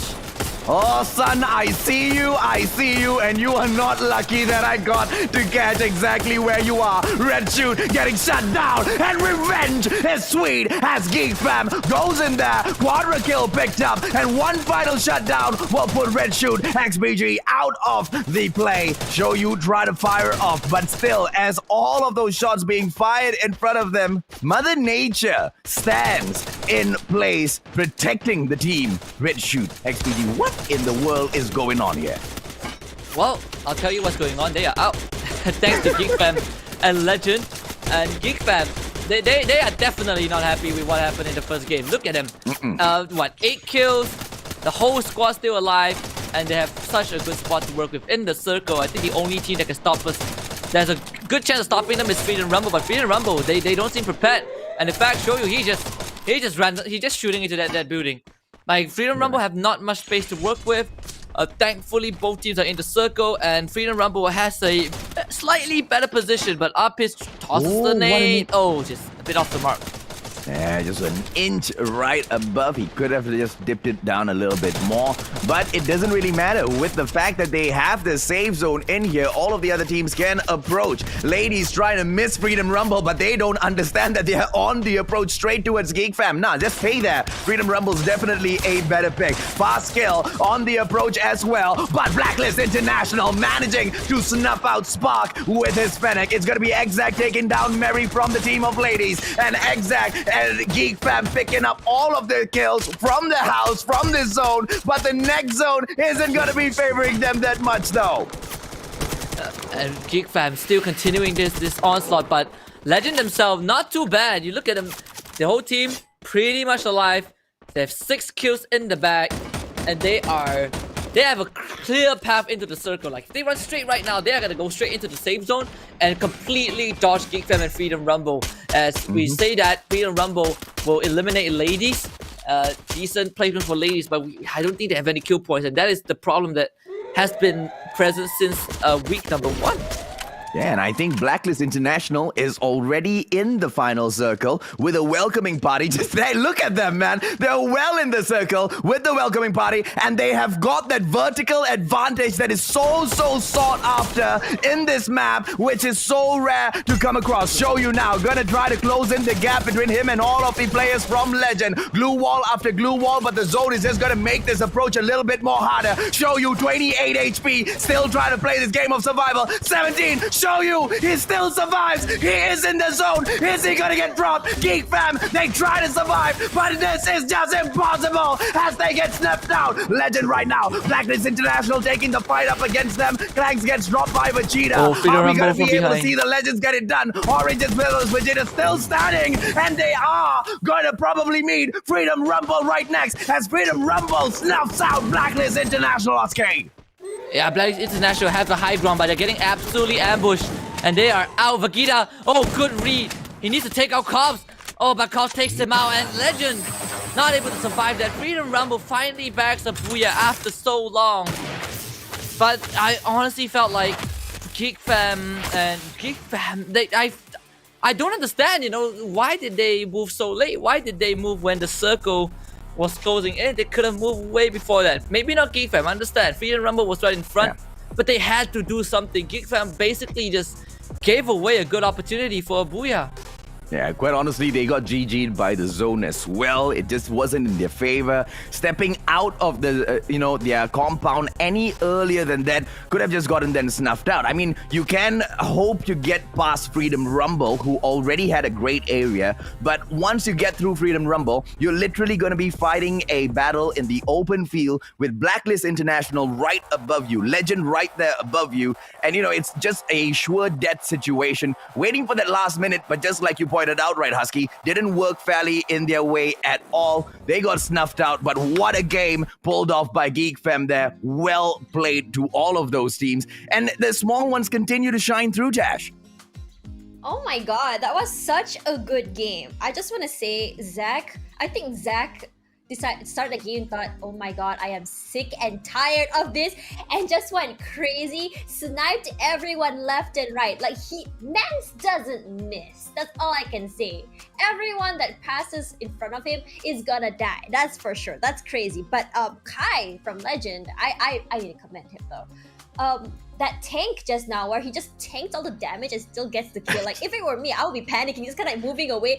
But he was like, nope, I don't care. I'm gonna just take all of this because I'm gonna outshoot you, and he does. Honestly, such a great game just now. The beginning was really slow. I'm not gonna lie. It was like 11 minutes of just straight up wait game. And then suddenly all hell broke loose and it became an all-out war. It was just such a fun game after that. What do you guys think of the game? Like, you guys were going crazy. Like, I'm just thankful that Husky managed to pull out all of those, burns towards you before all of the action happened. oh, I didn't hear it. So. Oh. I will do the honors of clipping that. I'll send it to you. Oh no! God dang it. Okay. Okay, we have 4 more rounds. Yes, we do. So I want to talk a little bit about Geek Fam just now. Like, they looked so good. They had such a good start, very quiet at first, but they went so crazy. It was a different sort of aggression that we've seen them use these past few weeks. These past few weeks, they were more quiet. They were very passive, in my opinion, and they didn't start anything just yet. But just now, they took the initiative to start things first, which is very different than what they usually do. I was so sure that they would be getting the booyah for that round, but what exactly happened there? I kind of missed it. See, this is the risk of trying to lay low, right? The risk of trying to lay low is you can't guarantee a booyah for yourself. You can try to lay low and manage to get a few games at the end of the day. But when you've got this sort of quality coming out of Malaysia, there's no way Geek Fam can continuously guarantee that win for themselves. And I think they're miscalculating a few steps for themselves. And that's why we saw them so much more aggressive in this game. They maybe thought to start off today super strong, and getting taken down by Red Shoot early on today might have just pissed them off a little bit more, just like you've mentioned, Dash. And that might have been the game changer. But they can't allow themselves to take those such careless maneuvers, because if they didn't zip around in that car, didn't carelessly move into that compound and engage with auto knockout, they wouldn't have been stuck in such a sticky situation in the first place. Right, so this is a AKO. Honestly, AKO's performance this time around was also really, really good. It's just the fact that it was just so fast-paced that it was just so hard to follow. And I feel bad for Seven Fingers in this one, because I felt like they were a collateral here. It was just really funny seeing them. Like, they just there when these two teams met, and then they just happened to become collateral between Geek Fam and I think it was FRU, So feel really bad for them. And this one, this shot here by Zach and Shoyu didn't get any kills this time around, but he was also putting in a lot of damage if you think about it. And Zach was just finishing off everyone, which is why I feel like Zach, one thing that I can commend him for is that if he sees someone, he will definitely get a kill. He's not gonna let any other people get killed, which is why I feel like even though they didn't play so well, they got a lot of kills, in my opinion, plus 4th place, which gives them quite a number of points and enough for them to kind of push them up a little bit more. But if that can push them up to 2nd place, I'm not too sure right now. So let's talk a little bit about Blacklist International. They've been really quiet. Do you guys know why? Well, they managed to get into that final zone, and I feel like they've been playing this game really well. If you notice that the exact way they took the Booyah yesterday was by taking that vertical advantage, just like what they've sneaked in to do. So this was not an accidental movement or placement for them, right? Remember, Husky, we kind of discussed this a little bit yesterday as well, whether or not they accidentally ended up in the prime position to take the Booyah for themselves. No, well calculated, and I think they're doing everything right. It's just that it's just so unpredictable in FFMC this time around. Yeah, Right, absolutely. so hang on, let me just. Oh, sorry, Husky. I'm just gonna have to cut you there because we're gonna talk about the round standings real quick here. Freedom Rumble currently taking first place with 9 kills, 21 points. Legend with 17 points, 8 kills. Geek Fam taking third, but look at the amount of kills they have, 9 kills, which just shows that they are actively seeking for kills this time around. And this is the quality that I hope to see from them throughout this entire tournament from this point forward. Blacklist International with 7. But look here, ladies, right? I noticed on the side of the screen, like it was not shown, but ladies tried to take on Fast Kill, or rather Fast Kill ran into them.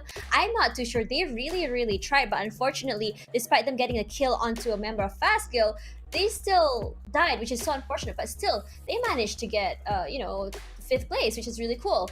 Secret Movement is 6 points, AKO 5 points, 8th place is Fast Kill with 4 points, End Zone My 3 points, Red Shoot PXJ Extreme not too great this time around, 2 points, 791 point.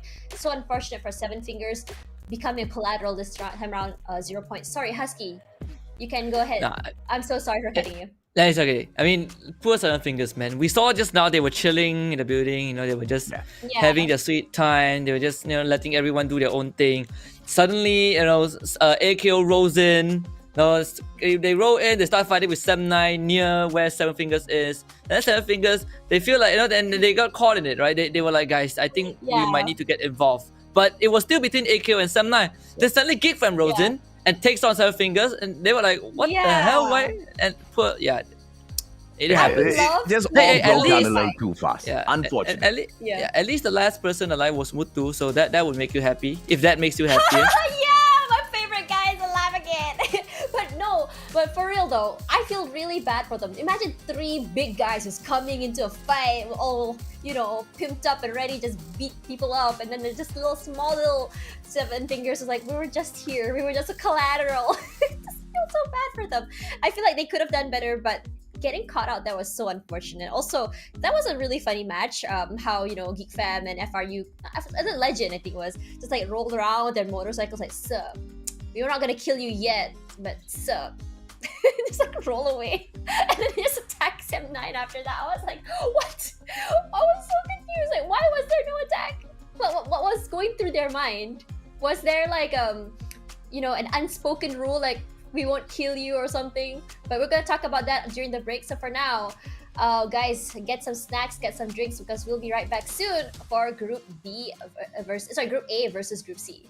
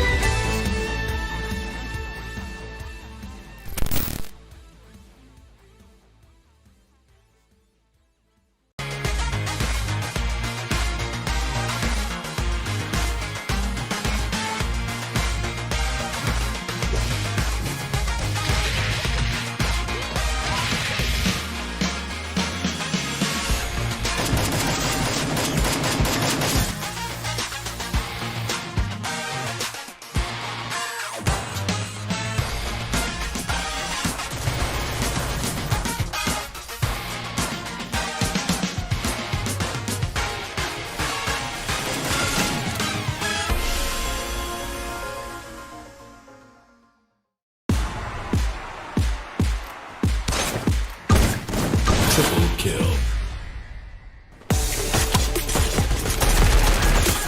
Triple kill.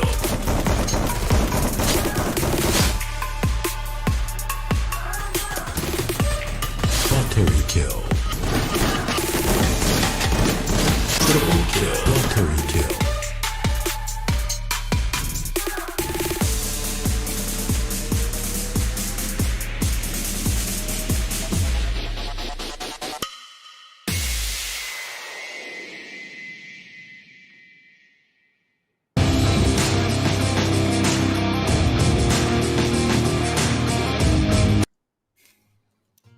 Hey, what's going on, everyone? Welcome back to Free Fire Malaysia Championship 2021. I'm your host for today, Tash Bunny, alongside the super awesome, super cool casters with me today, Mustachio, AJ, and Husky. By the way, guys, let me know in the chat why you think AJ is called the Mustachio.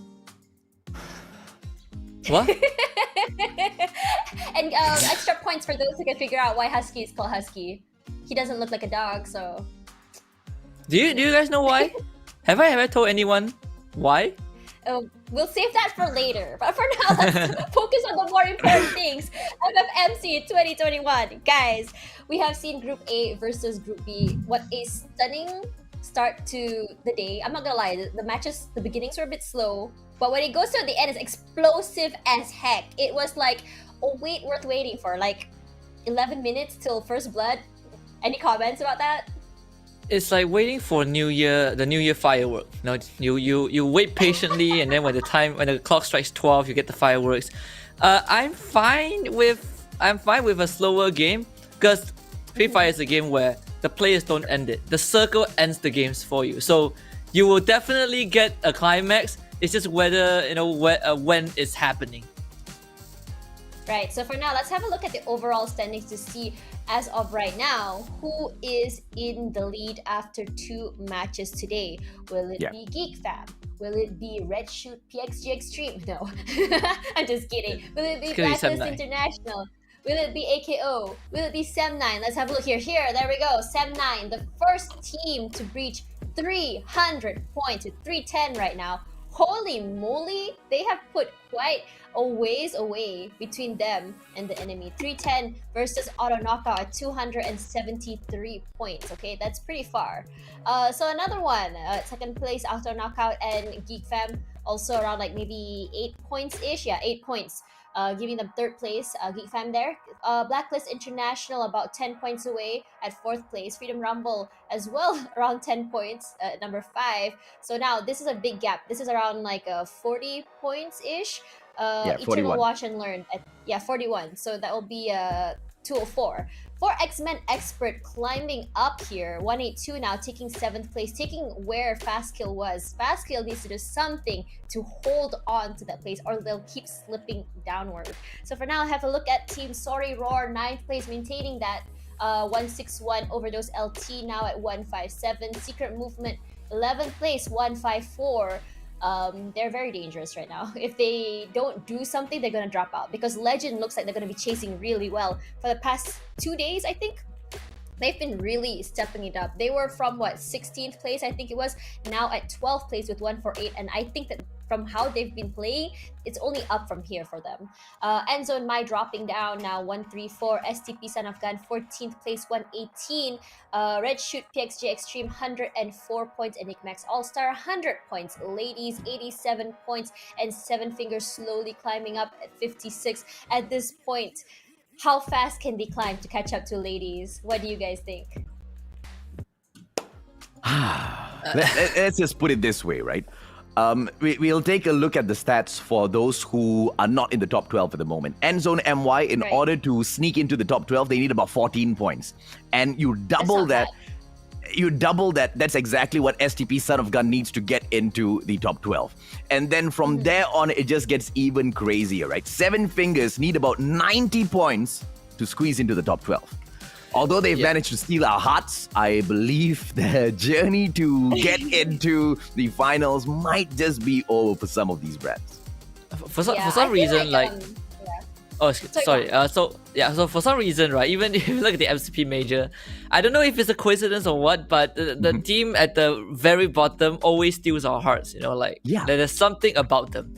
Bloody Hair, Seven Fingers. And just a quick perspective in case anyone missed out. So Sem9, they're leading, right? They're the first team to hit 300. They have 310 points.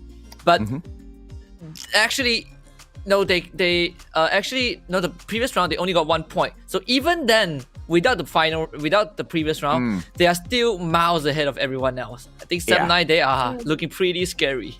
Yeah, They are. definitely, They yes. really are. Being the first team to breach 300 points with around 30 points ahead of everyone, I feel like they are in a very comfortable position where they don't really have to kind of push themselves to get the highest points possible. From here now, it's just about just maintaining their position by just getting scores and just putting themselves ahead as much as they can. But the question now is Geek Fam going to keep up? Is AKO going to be able to keep up? Is Blacklist? So these are teams, that we really want to see up there because of their journey with us from the beginning of Free Fire. So what can they do to change that? Honestly, Sem9 is looking really great, especially after the change of names for the team. I feel like, honestly, very worth it. I like their performance this time around. Love to see it. So let's kind of think about what are we going to be seeing in the next match, which is Group A versus Group C. So this is Group A's third match today.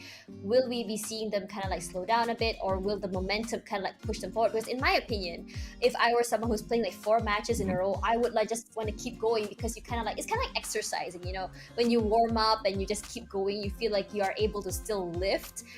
Yeah, what do you guys think? Tash Bunny showing us that she lifts, Husky. Oh, I don't lift. Tash Bunny, Nah, I'm- Tash did.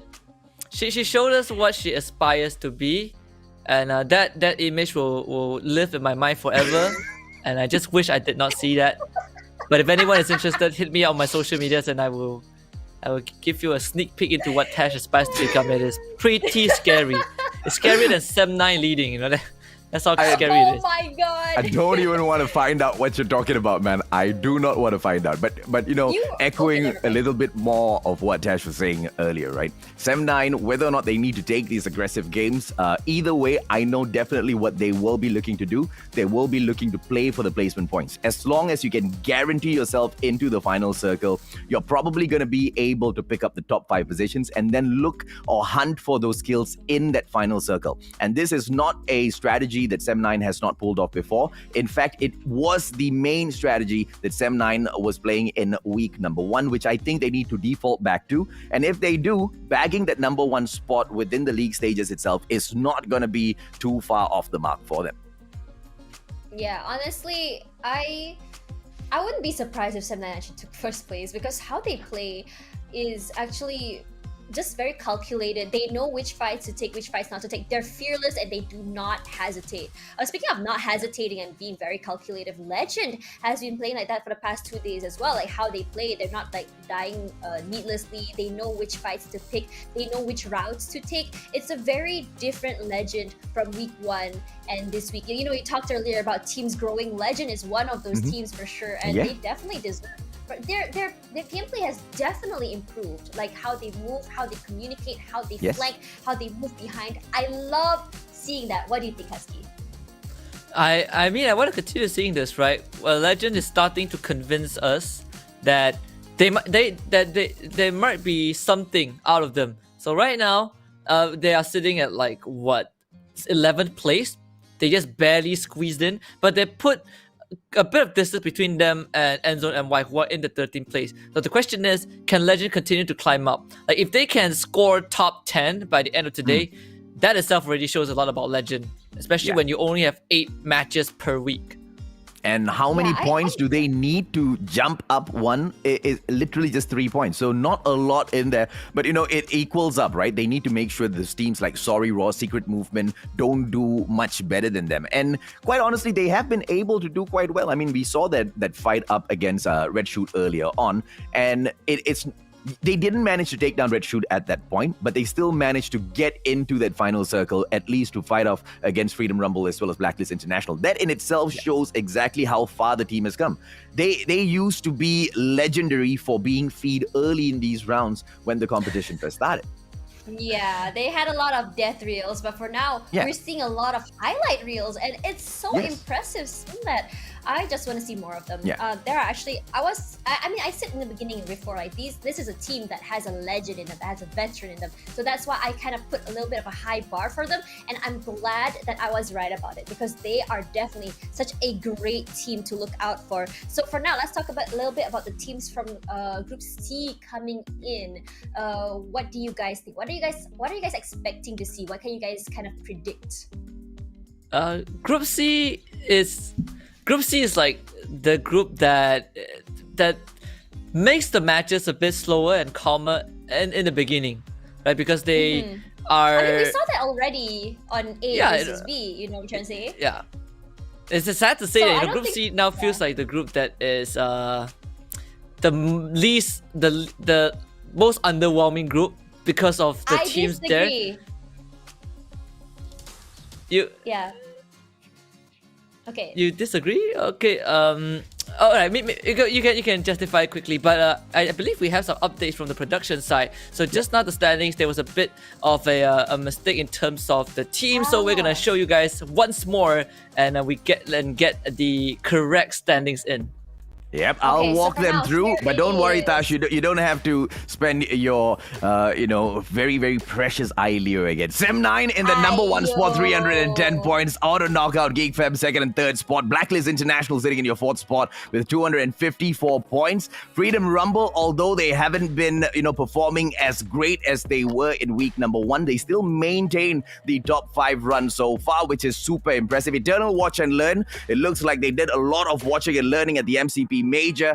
Wow. Picking up that number 6 spot and holding on to it is definitely a huge achievement for them, right? Team Fastkill, as fast as they were to get up to the number 1 spot in week number 1, as fast as that, they have managed to lose all of their momentum because of not taking some of these fights a little carefully. 182 points in that 7th spot. 4X-Men Expert, 8th spot. Secret Movement sitting down in that 9th position. On to the second page of the standing. Sorry Raw in the 10th position, 157 points in total. Legends, like we've mentioned, guys, they are just 3 points away from catching up with Sorry Raw. But Sorry Raw, in their own accord, have been shining through as well recently. So it's not going to be a walk in the park for the Legends. Overdose LT in the 12th spot, 148 points in total. Endzone MY, they sit uncomfortably in the 13th spot, waiting to catch up. But 4 points isn't too much for them to muster up. We have seen quite a number of reels from Endzone where they were in the 17th and 18th spot. So, quite well done so far. Red Shoot, BXG, Extreme, STP, Son of Gun, Edix Max, All-Star, Ladies, as well as Seven Fingers will wrap up the standings for us. But this is how it breaks down, ladies and gentlemen, boys and girls. This is week 3 of the FFMC, and all of these teams have some sort solidified as to how well they are taking the competition, but where they stand in the top 12 as well as the top 5 is still wide open for some shuffling here, guys. Yeah, so for now, we're gonna have a look at the first match of Group A versus, this is A and C actually. So for now, we're gonna head over to Purgatory after this. Quickly, fast predictions, fast. I think A is gonna be the more dominant team, honestly. AJ, A as well? Oh, C, today I changed. Yesterday, A disappointed okay, me, I'm man. going with C as well. So for now, I'm gonna pass the mics over to our casters. I'll see you guys later. Hey, appreciate it, Tash. Ladies and gentlemen, boys and girls, as we drop in, it looks like it's not going to be a easy day for Group C because Group A has been quite mentally affected after what happened to them. Geek Fam hasn't been able to pick that Booyah up just yet, although we see them aggressively attempting to pick these kills up, Aski. Yeah, Geek Fam map 2 was... I feel like map 2, the last round was the proper round for Geek Fam. The first round really felt like Geek Fam was not in the zone. But again, they were caught out. So, if you take that into account, it was an unfortunate run for Geek Fam. Hopefully, with the final 2 rounds, they can bring some momentum back. But what we are looking at right now is Seven Fingers, they have Eternal Watch and Learn nearby, or at least one individual from Eternal Watch and Learn nearby. 4X Spade falling to his death, and it's not how you want to start the game. But Eternal Watch and Learn, they're running straight into Seven Fingers. Let's see if or not Seven Fingers will be able to survive this, because Eternal Watch and Learn could have caught one of those Eternal Watch and Learn players off guard there, but it's EMG who gets knocked down early on because of the position Limok has assumed for himself. That vertical advantage gives him the very, very easy access, and now Limok just taking those shocks will have to pull the glue wall out for himself. Venom might be able to snuff him out, but Limok should be able to just jump off this cliff and, well, hopefully not fall to his death, but be able to protect himself. And Seven Fingers will have to back away, Husky, because this is not a fight they can win. STP Son of Gun on the way in to say hello as well. Yeah, and that is a good start for Eternal Watch and Learn. I think Eternal Watch and Learn towards the middle of week 2 and yesterday, they have been a bit underwhelming, right? It feels like they are losing a bit of steam. But let's see if they will be able to pick themselves back up today. Seven Fingers continue to be showered by bullets, and Zeke will be knocked down. And of course, for Buthu, not able to do too much, and he also gets knocked by Venom. Just when I was thinking that, they have a opportunity to get away, they don't make use of their glue walls. They try to save it, thinking that Venom will not be able to get that shot. But what were they thinking? I mean, they were already getting damaged a little bit earlier, and that's just such a bad call. Limok right now using the zip line to get through to the next area, but Feeks just snuffs him out from the air. Sorry, Raw is extremely sorry, but Seven Fingers are out of this game. Using the zip line to go into the next round. That's unfortunate. Seven Fingers. I didn't think of that. That's a damn powerful zip line, my friend, to take it all the way to the next round. Trust me, every time I pull something like this off, I feel bad afterwards. But when you have an intention to do something, there's that split second where everything feels right. That's always me. No. Yeah. I do not mean to make Seven Fingers look bad. But it is an unfortunate start. Those are when you get isolated like that and you get picked up one by one. There's only so much you can do, and when it comes down to Kalahari, those zip lines can be a bait. If you are desperate, and that's exactly what happened. No, I don't think there's much that Limok can do in that situation. Nothing much you could have done, man. I mean, when you're stuck solo, and when you came in with a squad full of, 4 team members in the first place, losing 3 out of 4 in itself is a huge blow to your confidence. And then to survive, it can turn from hero to meme very, very fast. Unfortunate for Seven Fingers. They've fallen back into their old ways. Let's see if or not they will be able to recover later on. But for the time being, let's focus in on a squad that might be able to pick the Booyah up in this round if they are anywhere as aggressive as they were in the previous one, Geek Fam, because they are now moving towards Santa Catarina very slowly. They don't really need to, fuss too much about the zone. Who do you think is going to be their biggest challenge in, the picks between Group A and C here? Group A and C, this is gonna sound. I feel like Red Shoot or Sorry Wrong might pose even Eternal Watch and Learn might pose a challenge to Geek Fam. Like yesterday, right? We were expecting Geek Fam to kind of have an easier time when it comes down to Group A versus Group C, but what we saw was the complete opposite. Group C standing up, and even though Geek Fam got that one booyah, it was not an easy one. So maybe today it will be slightly different, but I still want to favor Geek Fam a bit more, just because how much experience they have, right? Now, that experience might be able to help them. And hopefully the experience that the ladies have been, picking up in this competition will be able to help them, because they've got prime position right behind 4 X-Men experts. So 4 men taking on 4 ladies. Let's see which is the sex that, comes up on top, ladies and gentlemen, boys and girls. I am definitely in the side of the ladies, but taking on a squad that did so well for themselves yesterday, bringing that momentum into today is not going to be easy. Mary might just be running towards her death, and she is blind. She does not know that this house is just full of men, and she's going to be stuck. Well, I think the rest of the ladies, they are nearby, so they can provide the cover fire. Let's see what Foreman wants to do. Jabat, oh, completely missing Mary, but they've got a corner, and that's a good move. I think ladies are a bit uncoordinated because Maru gets a snipe onto Ayla. Now the rest of ladies kind of scrambling to get their buddies back up. And of course, this is the watchtower that Ayla is trapped in. No, the nade no. is easily primed. Maru! Oh, the nade bounces backwards! Ah, karma! Ouch! Right in the face. Maru takes himself out. Ladies might have a chance. Baby Boo caught trapped behind this blue wall, getting immediate chance, but Baby Boo strikes back. And that is going to show 4X-Man to not take the ladies lightly, but 4X-Man, they still have the man advantage, and they should be able to overwhelm Baby Boo by coming in from multiple angles. Baby Boo with multiple glue walls, 3 versus 1. Ladies' time is limited. And what happened to the final members of Ladies? Why is she not there? I feel like Lady would have had a great chance of winning if they just had the final member around. Wonder what happened. Yeah, confidence will fall.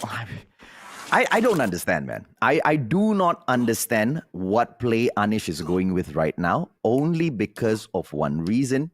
I mean, at this position, ladies need 61 points to make it into the top 12. Their run in the competition is good as dead. So in a situation like that, I mean, what do you have to lose? Just get out there and shoot a couple of players. You might just be able to rise up to the top, not in terms of the standings, but at least in terms of popularity, because you don't give up. You don't run away from those battles. And now Anish is just going to die an unfortunate death to the zone, whilst STP Son of Gun just controls the area right in front of her. Yeah, that was such a missed opportunity. I feel like they were split up. They split up way too much. Like if Anish was there, I think X-Man Expert would have lost that. And now they see her. Oh, ladies, just a bit of miscoordination from the get-go. Will lose their lives. Such an unfortunate way to go. Yeah, honestly, it's oh man, like it is so unlucky. Unlucky is not the word, my friend. I mean, they could have played that slightly better. Once again, right? I mean, you need to see where you are in the competition and you need to play it accordingly. There's no need to play safe anymore.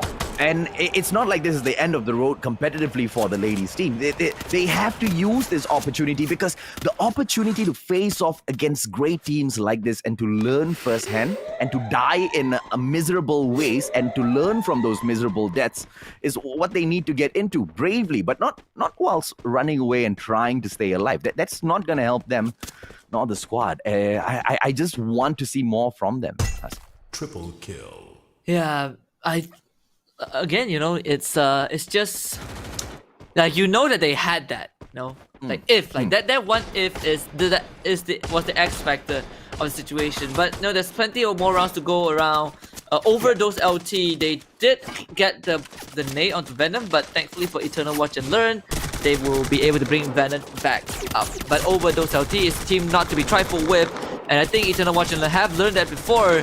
Just look at Eternal Watch and Learn go. They really want to challenge Overdose LT, but OVD is holding on to this compound so well, and I think OVD, they are going to turn into the aggressors. Good grenade launcher from Demon to take out Fence. That's going to open up the fight for Eternal Watch and Learn. The finisher is there, but Catfish comes in from behind and gets 2 down. Flank also, it retaliates. Eternal Watch and Learn meeting their match. Musket and Boys will be the only 2 left alive.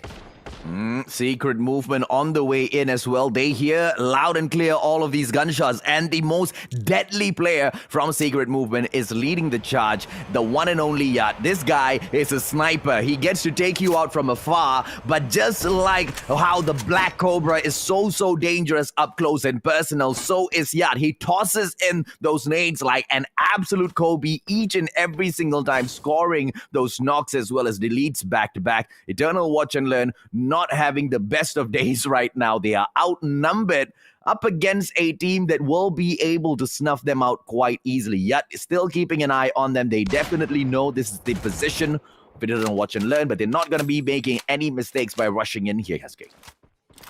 Yeah, absolutely. Secret Movement, today has been a bit slow of a day.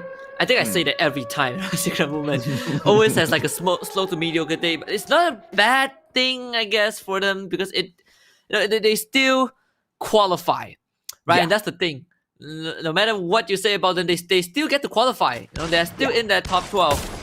Sorry, Rodo, seeing EG and Max, the vertical advantage that they have gonna allow them to land some shot on the EDMX. Oh no, the blue wall! Oh, it blocks out Augie. That was so unlucky. EGMX, a bit of a misplacement right there, costing them one of their teammates. When a donkey can shoot, ladies and gentlemen, boys and girls, you all better run, man. Sorry, Raw, just picking up an easy kill there. Now, off-screen, Exac gonna be dropping Kai from Team Legend. Sorry, Raw, keeping an eye on their opponents. They have the vertical advantage, but they are not gonna bother gatekeeping them because that blue zone's gonna catch Sorry, Raw as well. Sorry, Raw making the choice to back away first into the next zone. That is the better option. Now we jump on over to 4X-Men Expert as Eternal Watch and Learn drops by to say hello. That bomb will be missing Maske as he makes this very aggressive approach. Jabat going to go and meet him. Here comes that Vector, but they are not going to be able to pull anything off. Maske right downstairs. Boys, what a nade by Goku! Oh my goodness, 4X. Wow, what a... Why They are continuing what they've shown us yesterday. No, 4X, they had two amazing rounds towards the end of the end of the day. Well, the end of their involvement. Yeah. And they continue to do that. I am very, very impressed. That is some huge improvement by Sorry Roar under fire. EGMX retaliating and not happy with what happened earlier. Adam also chips in. Sorry Roar, Donkey losing his life. Shark is the only last survivor of his team. Does zipline onto the top, just grapple onto the top, but yeah, it doesn't matter. Rich should found him. Sorry, Raw out. It's just unfortunate to see EGMX shine through this late in the competition, man. I mean, they're about 50 points behind from catching up to the top 12. If only we had seen this side of them a little bit earlier, we might be able to see them sneak into the top 12. V2 with the opportunity to take Amy down will not be picking that opportunity right up for himself. He will jump on over to Red Shoot as they see they've got a perfect view of all of those teams all around them, and they've got the zone as well. EGMX will still need to squeeze their players in. Beautiful nade to take down Kachi by Jabat, and Kachi gets deleted by Exac, who steals that kill away. Hazik will be able to launch those nades towards Legend, and this is going to be the legendary death that Legends meet in here before they move on to the next zone. Or can they survive a little longer? Look at Hazik go, Husky! And Geek Fams continuing their momentum from the previous game. Oh, Shoei does get down. Can Orange at least secure his kill? Oh, Orange with 2 kills in a row. Double back the power right there. But yeah, he gets shut down. This is no secures. Shoei does get stolen away by secret movement, so it is not over yet for Geek Fam. Oh, I think it might just get a little bit more difficult now. I believe GeekFam managed to pick up the third member off the ground. Hazik is back up on his feet. Adam shut down Goku yet again, man. He's trying to steal the title away from Yada, and I think he might just be able to do it. And now Red Shoot trying to go in for a couple of nades for themselves as well. EGMX have to get snuffed out in here. The blue zone helping all of the other squads as well. This ain't gonna be a walk in the park. This is gonna be absolute chaos, and it's gonna be Mirza who gets dropped by EGMX, but they still survive. Reza as well as Riju moving in slowly, but right in front of them will be Geek Fam. Secret movement taking them on first. All Reza needs to do is just be a little bit more patient and move in ever so slowly. 4X-Men Expert onto the roof, and they have got prime position to say hello to all of these squads. That's great. Oh man, this 4X-Men Expert are in such a good position. Honestly, having that one building can give them a great opportunity to get that booyah, but they're getting challenged by a lot of different teams. The Geek Fam, Secret Movement fighting each other. You have, I think, OBD, Red Shoot also coming in from afar as well. Hazik has the grenade launcher. He did take down one. This is going to be total chaos. Zhao is going to make the first move. Zip lines, grapples himself near into OBD's territory. Flank, he's prone, but he's also found. At the same time, Secret Movement getting knocked down by the blue zone on the outskirts as well. 4X as well. Hazik, great grenade launcher, takes out 2. Red Shoot down on the last legs. Amy is the survivor, but Amy needs to find a way out, and that Bruiser is not going to make it easy. He will be forced out, but he can also play the healing game because 4X-Men Expert, they're still in this game. Maru needs to be brought back up. Can Goku do it? Oh, what a rush. Wow. Red Shoot gets taken out. Goku secures it, and Goku is the MVP 100% for this round for X-Men Expert with the Booyah. Wow! An absolute wow, ladies and gentlemen, boys and girls. Not only did they pick the Booyah up for themselves, the number of kills that these boys have managed to settle in that game is surely gonna launch them up. They needed 4 points to overcome. They needed 4 points to overtake Team Fast Kill, and I think that was more than enough to do exactly that, Asuke. Holy cow! What an explosive start. I think for X-Men Expert, they did superb. Like, that was better than... that exceeded expectations. They fully deserve this Booyah. That was so good. Like, I just want to say, is Goku the next Kobe? You know, let's change that. Goku, whenever he throws a grenade, will now be called a Hadouken. Amazing. I love it. But going back to the match, that was a really good match, honestly. Really sorry to see Geek Fam. I think this time around they really tried, but you know, just seeing them not being able to get through that, they got caught out under it's okay. It's okay, earlier. Husky. It's okay. Kamehameha. It's okay. I get it too, but it's alright. We'll let that one slip. Right? Get it? Let it slip. You didn't get it? You got it, right? I did. Of course I did. She called it a But Hadouken. anyways. Oh right. Wrong game. We Wrong were Call it a Let it- game. Hadouken, Wrong which is everything. why I was so confused. I'm like, what? Okay. Here's the thing. I know that. I'm so embarrassed. Okay, we won't talk about that anymore. That moment is now over. But can I go No, back he's just to gonna what I was clip talking that. about? No, please, no, please. But I just want to talk a little bit about Red Zone. How is Red the Red Zone Red overtaking Red Shoot! Red Big Shoot Bang? Dash! Red Shoot. What? Okay, I'm gonna shut up now. Y'all just keep Yeah, man. But I do agree, right? Red Shoot, PXG Extreme, they have been moving up the ladder little by little. And I know exactly why you got confused, because right above them is Endzone MY, right? And they Yeah, were sitting that's about right. 16 points right in front of them. And although I think that, you know, we might be able to see Red Shoot kind of catch up, I don't think they managed to pull that off in this game. I don't think Yeah. I managed to catch a peek at the number of kills, but the placements just wasn't enough. Yeah. It's not a matter of placements per se, but it's just seeing their performance throughout these few weeks is what really makes me so happy, because they were actually just one of the teams that were fodder. Like it was them, ladies, Seven Fingers. Speaking of ladies, let's talk a little bit about what over here. Like, I love seeing the. This is the part I was talking about as well. It looks like Geek Fam was ready to get like a lot of kills here. They were super aggressive. They wanted to go onto Legend, and then Secret Movement just comes in. Was it Secret Movement that killed him? Secret Movement, right? I think it was. I cannot remember who.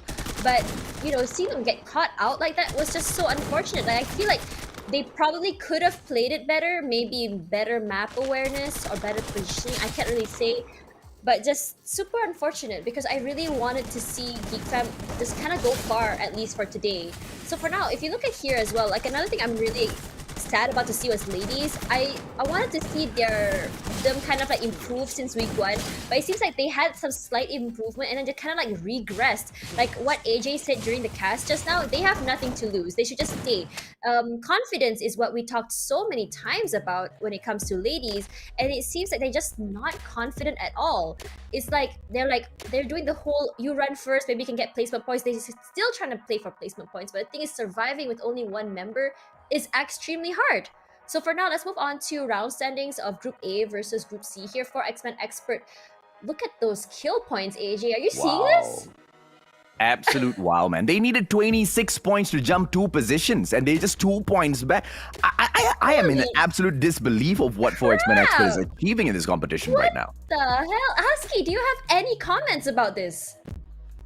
Hey, I mean, we saw what happened yesterday, so this just adds on to it. This just adds on to the whole storyline of 4X Men Expert showing up. Sure enough, in this particular graphic, we see Legend in 10th place, but they also had 2 amazing rounds, right? So yeah, I can kind of give them a pass, but I'm just gonna enjoy 4X Men Expert and Rich Shoot being at the top because Yeah, we I we love have been wanting to see this, and then I love it. I love what I'm Yeah. seeing.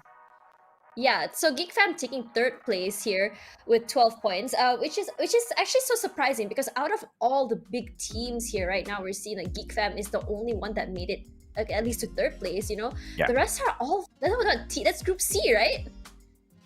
That's Group C, Which right? is Group If I'm not C. mistaken. Yeah, that was Group C. Yeah, That's it right. was. Yeah. I like how Husky was like Group A is gonna just trash everyone. We were like, no, then me and AJ like, nah, it's gonna be C. It's gonna be Z. We were right about that, and Dash, it's something that we Dash, love to see. Yes. Sometimes when you are right, the effect is better when you don't say. Ayo, you know what? Vindication, Let me have this, Tash. Let me have this, sir. Okay. Okay. But you know what would make these matches better? What? Yes. Yeah. What is it? Tell Accidental me. death. I mean, Tell me, give it to us. You know what's really crazy? I saw twice during that match that people were blowing themselves up by accident. We saw Adam blow himself up from STP Son of Gun. That was off camera. I saw that. And Yeah. then, Yeah. yeah, I was just like, what Who is was that up? going up against ladies who Ladies, named- yeah. Yeah, I think it was STP. Remember they were trying to look for Ayla, who was in the watchtower. Yeah, they grenade launched himself. Yeah, they grenade launched himself. Yeah, and then they Yeah. took her down. So they wanted to finish her with a nade, and I think Adam like didn't Yeah, he blew calculate the himself up. trajectory properly, right? And then he blew himself did up. it twice. He did it twice. That's all I'm gonna Twice. say. All I'm gonna say is, what is going on with people blowing themselves up today? This is the third, fourth time? I want to see more. Bring it on. Group A versus Group C. We're gonna head on to Purgatory, match 4 of the day. Sorry, match 5, I think it is. So we're gonna go in. Four. Oh my god, my math. I'm just gonna shut up now. Guys, take it away, please. Yeah, thank you very Tash. much Thank to our wonderful host who has trouble with numbers on a Sunday morning. But it is match number 4. Why, right? You know why, right? Why? She ran out of coffee, man. She didn't have a caffeine this morning. I offered, I offered. I to kind get of like her off caffeine, caffeine, better coffin. Don't go into a coffin, Dash. Not so early. I don't hate you that much. I offered her, but she rejected my offer. So yeah, we could have had caffeine powered Tash, Yeah, that's why I said I don't know which one I want. Caffeine powered Dash, it damages my eardrum sometimes. We had caffeine powered Tash, and then now we have caffeine deprived Tash. It's like sounds like a Caffeine cosmetic deprived Dash can't do math, right? Can't do simple math. That's gonna be a problem, man. That's going to be a it's huge okay. problem. We got her covered. We got her. We got everything covered. Yeah, we got you. We got you. She's so annoyed right now that she can't say anything, but it's all right. Yeah, but I when just wanna see when what she it gets looks her opportunity, we can be rest assured that she will say a lot of things. Yes. It was all planned. We're conditioning her to fall into this pattern. I just want to know what it looks like, right? Because we can't see the production side. Oh, Kaido. Ooh, that's a pick off onto Maru, a big one as well. And by the way, Forest Man Expert got the Booyah. Oh, with only 3 guys, because they did lose Spade like very early on. But this time it's going to be the same, but they will lose Maru instead. Dude, you know what, Husky? You got to take this play by play, man. You are one with Mother Nature. This is your thing right here. This is my thing. This Line of sight works in a very magical way. Now the thing is, right? The thing is, we're looking at it in third person. We're looking at third person. Okay, never mind. Yes, should have used the tree. Why did he use the tree? The tree was so effective. It is effective until. Well, to be fair, he was surrounded, right? Yeah, fair No, enough. it's funny because when you're looking at it from a third person perspective, you can technically see where the opponents are. You just can't shoot them because of the obstacle. But no, 4X-Man Expert, they at least trade one back. So they're not complaining. At least they were able to take one down. Now, it looks like this is a very sticky situation for both of the teams to get caught in, but thankfully for them, it's just not an open field that they have to deal with. Sorry, Raw, on the other hand, will get caught out by the ladies who have prime position, but they have to be careful because 2 players from Sorry Raw going in for the flank, and they might be able to catch Baby Boo off guard. Mantai goes in, Baby Boo, no, please get out of there. Oh, she pulls out the glue wall, and she might be able to survive for a little bit longer. No! Baby Boo's gonna get knocked down, ladies and gentlemen, boys and girls. Sharks, she tries to respond. The glue wall game is strong here, Husky, and she still survives. Yes, she manages to pull out the time turner as well. Sharks unable to get the job done. Baby Boo! Baby freaking Boo gets the delay! Oh, I'm loving what I see, but ladies, they did lose 2 guys, so it's gonna be a 2 versus 3. Let's see if Mary can do this. Double vector, let's go! Blue one come on, blocking, Mary! So gotta go for that reload. Mary, no!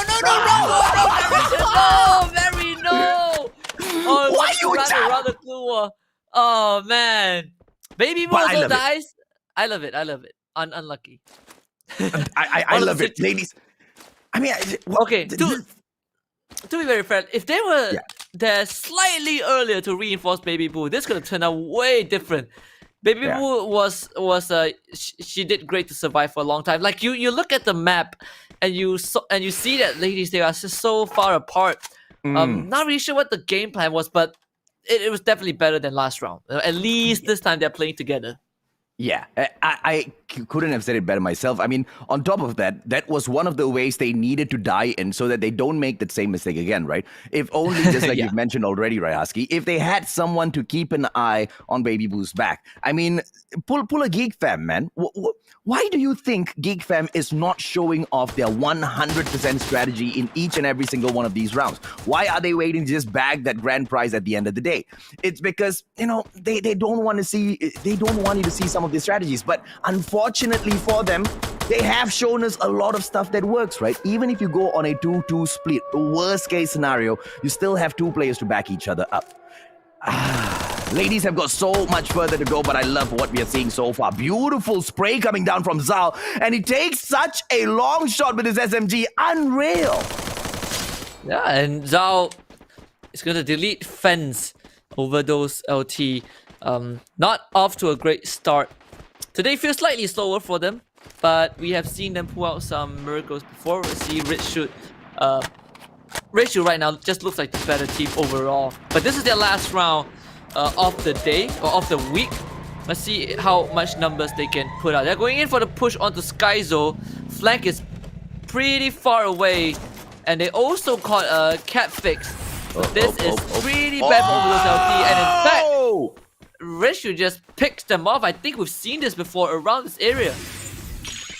What? A turn around by Zal. He didn't see the player from Overdose right there behind him. He tries to get the catch on one of his opponents. Unfortunately, the shots comes towards him, turns around, pulls off a 180, and just in a split of second, he takes this opponent down. Perfection coming through for Red Shoot. 4 kills in here so far, and the last time we saw them score early kills, we saw them move into the final zone as well. I'm wishing they do exactly the same here. It is so impressive to see how far they've managed to come by just changing, just tweaking some of these micro stuff that they've been making, micro decisions that they've been making in this games so far.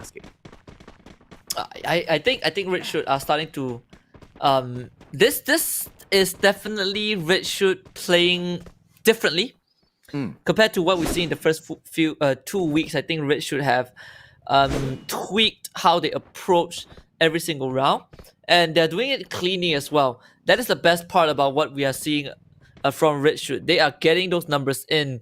So even though right now they are not really at the top, but you can bet that we will see Red Shoot up there pretty soon. If they discontinue this trajectory, I think top 6 is not a problem. Yeah, top 6 Red Shoot. You mean top 12, my friend? Top 6 is quite a long way away. I'm going all the way. I'm going all the way with the numbers. It's like, okay, so they have 133. Top 6 is 2. Yeah, it's gonna take the entirety of week 4. Okay, fine. Top 10. Okay, top 10 sounds a bit better. It's a great start, though, because they just took down Overdose, and Overdose is currently sitting down in the 12th position, right? So if you can, just put a stop to their points roll, which they have very clearly done by snuffing them out, and on top of that, taking 4 points for themselves, it just increases the probability of them slipping themselves into the top 12. And if they do manage for some, by some miracle to get into the final zone and pick the Booyah up for themselves, it's guaranteed that they will sneak into the top 12. So I'm wishing them all the best because they truly do deserve it. After all of the changes that they've brought through, this gameplay seems to be blessing them with so many great opportunities, which they do capitalize on. Oh yeah, I definitely agree with that, and then I think there are we emphasize a lot about getting kills, being a proactive and aggressive on Free Fire, but there are certain situations where if you are the passive team, you can still put up the numbers. And it really comes down to how you want to play the game, right? What is the game plan for that particular round? And sometimes if you are really not the team, if you're not feeling it, and you can still do something, right? Hang back, get those kills in, because at the end of the day, if the point goes into your pocket, you would take it anytime. I cannot argue with that. I mean, who will say no to those points? STP Son of Gun with Adam as well as Murals in quite a sticky situation. I do not have eyes on their two other members who are making their way towards them as fast as possible right now. Fancry as well as Kachi. They have to hope they don't get caught out in the open. Thankfully, nobody behind SCP Son of Guns, but they are moving towards EGMX. And at the very same time, GeekFam coming towards them as well. But GeekFam will have to move through Eternal Watch and Learn first before they can get to SCP Son of Guns. And that's not going to be a easy fight to take. Eternal Watch and Learn, although they've not kind of, grabbed the highlight reel for themselves much today as well as yesterday, they're still very comfortable in that 6th spot, and they will definitely be a huge pain for GeekFam if they get caught out here because they've got the better advantage here, Husky. Yeah. Judging by how the circle is, I definitely think that GeekFam, as usual, will have to move a bit. So it's not the first time we've seen this. They have Eternal Watch in front of them, and I think the head-to-head between these two teams up to this point is pretty neutral, which is kind of surprising. You think that GeekFam has a better statistic against almost all the other teams, but Eternal Watch and Learn have proved that they can stop GeekFam if they want to. And this is one of those situations that when the circle closes in, GeekFam will have to move straight into Eternal Watch and Learn. And Eternal Watch and Learn is not one of those teams that are up high because of only placement points. These guys definitely know how to pick those kills up. Unlike MCP Majors, they just didn't show us the best side. At the FFMC, a total 180-degree change we have witnessed. They truly have watched and learned from the MCP Majors, and they bring in all of that knowledge into FFMC. Exac will now have to run away, look for cover. A good decision there. And this encounter will not happen for a few more moments because of this danger zone. Just going to delay a bit, and just in time for the blue zone to close in. There is, some windows that you can capitalize on and make rotations. I think GeekFam will just slowly cross through. They are taking this pretty dangerously though, but also making sure that they don't get caught up by those airstrikes. They covered a bit of distance, but that's pretty much it. As long as it doesn't put them in the line of sight of Eternal Watcher, then I think they feel pretty comfortable. But EGMX, they should know that STP Son of Gun is there. Now, for EGMX to take STP Son of Gun out of this equation will mean a lot to EGMX. EGMX are slowly climbing up towards the top 12 as well. STP Son of Gun 4 points ahead of them in the 15th position right now. EGMX 6 in the 16th spot. To be able to pull these 4 kills off will definitely mean a lot to them, but whether or not they can seal the deal is a totally different question. They do have the advantage of the double-story house that they have occupied. 2 double-story houses, in fact, and that's not going to be a situation STP is going to be happy about. But if we do see either Legend or 4X-Men Expert approach this particular area, that distraction might just be enough for either one of these squads to make a run for it. And let's look at where this next circle is going to be. Still in favor of GeekFam, Eternal Watch and Learn, and to a certain extent, EGMX and STP Son of Gun, but those two teams will have to move when the next phase begins. So, Eternal Watch and Learn, on paper, the best position that they can ever get in a decent compound in the center of the circle. But we've seen these situations before. Like, you might have the center of the safe zone, but you can also be easily overrun by multiple teams. Let's see how Eternal Watch and Learn holds on to this. Yeah, not many teams have been able to show us a perfection as well as consistency in securing and holding a compound down, right? We've many a time seen each and every one of these teams just get flushed out again and again. Yes, some consistency in terms of which teams are doing the flushing out. Auto Knockout has definitely been a highlight squad for me that is so proficient in being able to just drop in, flush everyone out of that compound, pick those kills, and as a matter of fact, they usually take on 2 teams at the very same time. Thankfully, they are not part of this grouping, A versus C, which is the reason why some of these smaller teams, some of the underdogs can rise up and shine a little bit more for themselves. And we're about to see that right now. 4X getting knocked. Augie finding the one on Goku. Remember, 4X Man Expert, they did lose Maru early on. So this is another situation, another game where 4X Man, they started the round with a -1. But they did pull out a Booyah in the previous round. So maybe this one, this round has that same possibility. Though it's a bit harder though. They're coming in from the high ground and it's just open air for people to shoot. Kick on the ground, and it looks like this is Secret Movement trying to take them out. The nades might fly through for Yat, but don't forget Geek Fam is quite proficient in tossing those nades as well. Yat already has one in his hands. Those shots will be coming through, but don't forget it is Geek Fam who has got the advantage in here, ladies and gentlemen, boys and girls. 7 Fingers might be able to come in and create some trouble as well. Kick will be firing off against Secret Movement. No glue walls being pulled out just yet, and this just means trouble for them. Secret Movement are completely trapped. I don't know how they're gonna run through this without getting shot at by 2 different teams, but they have to make something happen. Unless 7 Finger pushes in right now and creates some chaos, I think Secret Movement are completely trapped. You know, the best option that they have is actually to challenge the teams head on. They have to make a decision very quickly because in 20 seconds that Blue Zone is going to close in, and you don't want to wait until the Blue Zone closes in. It is just not a viable option. Yeah, and it's not a viable option for them to wait for a distraction as well. Nobody is going to go in and distract Secret Movement. Distract Geek Fam. And Secret Movement, on the other hand, will be making a move. Finally, getting caught out as well. It is going to be Red Shoot in here, stopping them. And that might just be possible. But on the other hand, EGMX just goes in for the flash out on STP.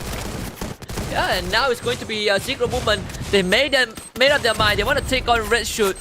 Good engage into the compound, but now they need to finish off Red Shoot and take control because this is just too less space for too many teams. And Sun's going to get the first knock onto 1, but Secret Movement still has 3 more men left alive. They can actually still do this. The Blue Zone is slowly creeping in, so they need to kind of make case and finish this fight as soon as possible. Secret Movement caught on the outside. Oh, a side knife!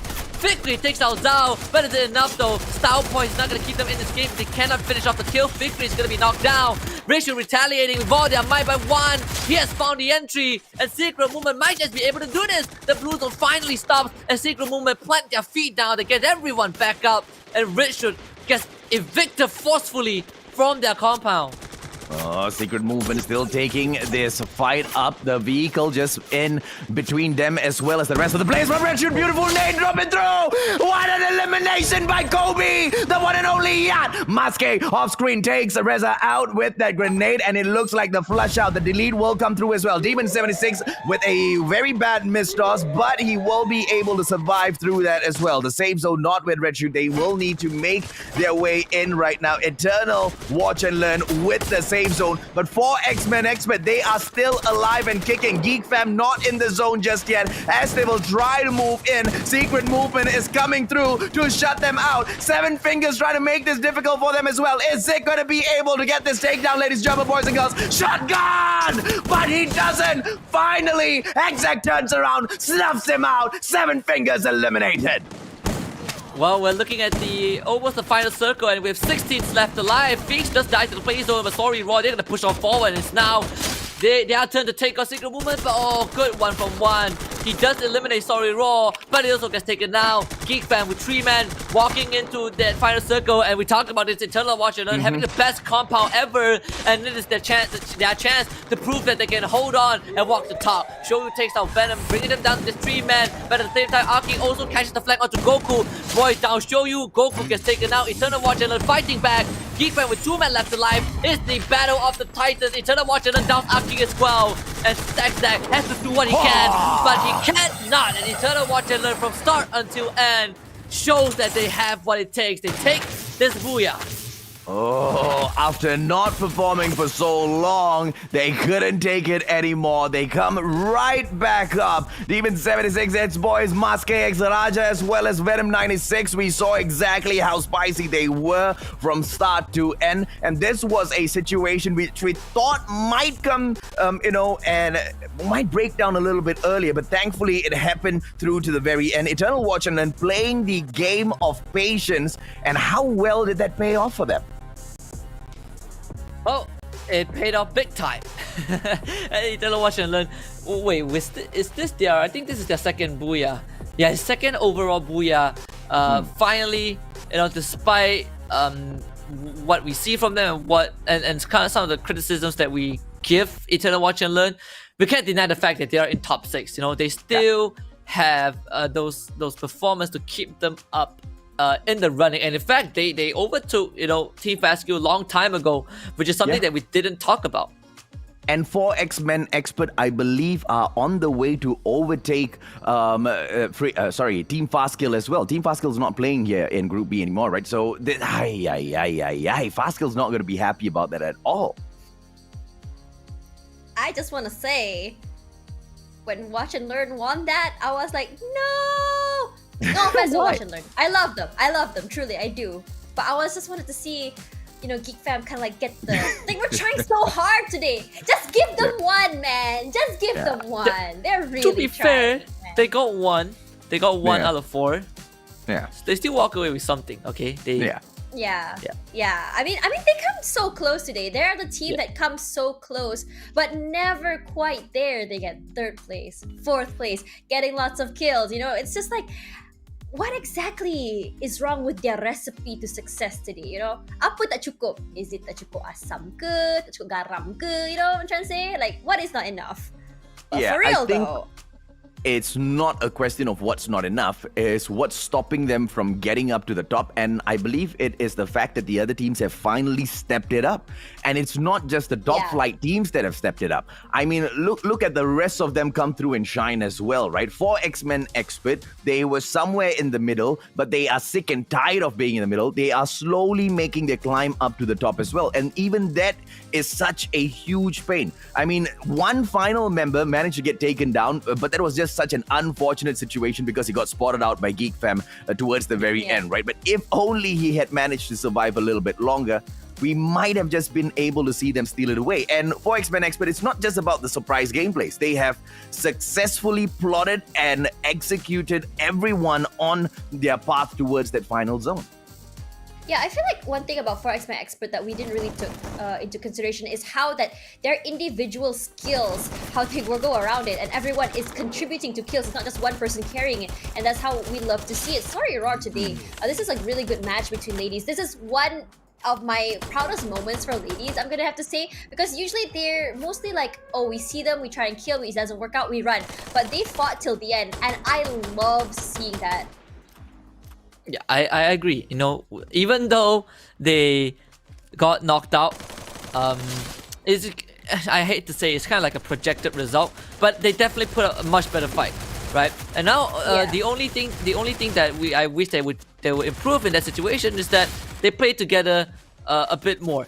They were pretty far from each other, but instead of running away, they actually came to provide that backup. Ooh. So that is something that the ladies have shown, but we have seen this, I think, during week 1 or week 2, and it became a one-off thing. They showed it once and they never did it again. So I want them to at least make it consistent. Consistently take up the fights, consistently back each other up. Doesn't matter if you lose, because if you make it a habit, you are going to be able to work on that and improve that overall gameplay.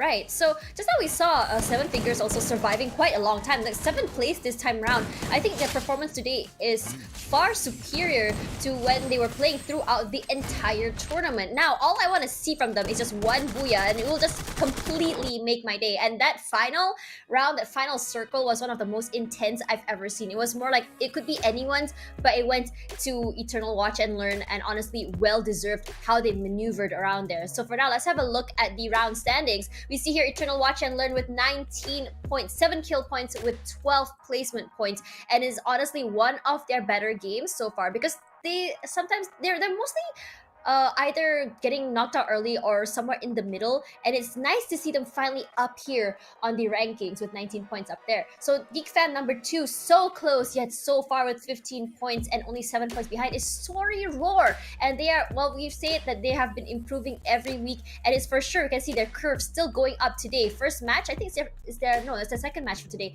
and they're doing really, really well. And now, right now, we see Secret Movement 11th place, one of the better matches as well today. Nick Max All-Star also stepping up as well. For X-Men Expert, 10 points throughout this game. Red Shoot PSG Extreme, 6 points. Seven Fingers surviving a lot longer than usual this time round, getting 8th place with 5 points. Legends, not so great this time round. I was a little bit sad that they got knocked out a little bit early, but you know, they had such a great run today, so honestly, kudos to them. STP Son of Gun, 2 points. Ladies, 1 point. And Overdose LT this time round going back to the lobby with 0 points. So, do you guys have any comments about the standings, about last match? Well, despite the fact that Geek Fam only got one booyah and they came so close yet so far, disregarding round 1 where they unfortunately caught out, they also demonstrated a consistent performance, right? Even though they only got one booyah, they always get 15 points, 16 points, 14 points. It's always those double-digit points. These points slowly add up. Sometimes you don't even need that booyah, right? As long as you can accumulate consistent points, you are going to eventually overtake teams that have like one booyah and then they just fall off for the next few rounds. So just want to put it out there. I think Geek Fam are in a great position. They might not end up in first place by the end of week 3, but it's not really too big of a deal because there's just a lot more room for Geek Fam to work with. Like, even if they don't end up first place by the end of the league, you know that they will come into the the playoffs and be one of the best teams. Yeah, for sure. So, I mean, we've seen them before. They went down 80 points before, and then they still made it up really, really well. I wouldn't be surprised if they just go crazy during the playoffs. So for now, let's have a look at the giveaway item for day 2, New Year MP40 box. Honestly, one of the cuter guns I've seen so far. So this is the code down over here. You can claim it. You get 2, okay? You get 2, and you can claim it before the end of the show, because that's when you're allowed to get it. I want to quickly put Tash on the spot. So now we've seen the New Year MP40 and we saw the I think it was the Flame AK yesterday. Yeah. Which one is the one that you prefer more? If you had to choose. I mean, I'd probably go for this one, the New Year. I like colors. I really like colors. Okay. Like bright, fun colors. But my question is, for you guys who consistently play Free Fire, do these colorful outfits and guns kind of like make you more seen on the map, or like how does that work? Like, don't you want to be camouflaged? Nah, only noobs try to be camouflaged. Pro players go out there and they are shiny. If you are a camper, you are constantly trying to blend in with the environment. I think Husky plays games like that. He's always one with nature. I mean, Husky, I have a story to share with you. There was one time I got a kill, right? Okay. By hiding as a bush under a tree. I didn't move the whole time, and I got 3 kills because they didn't see me there. It was so fun. It was so fun. So does that mean that I am one with nature? Yes. Yeah, I give you the green card. I got the green card, guys. So for now, I'm gonna celebrate my green card by letting us go on break. We'll see you guys in a little while.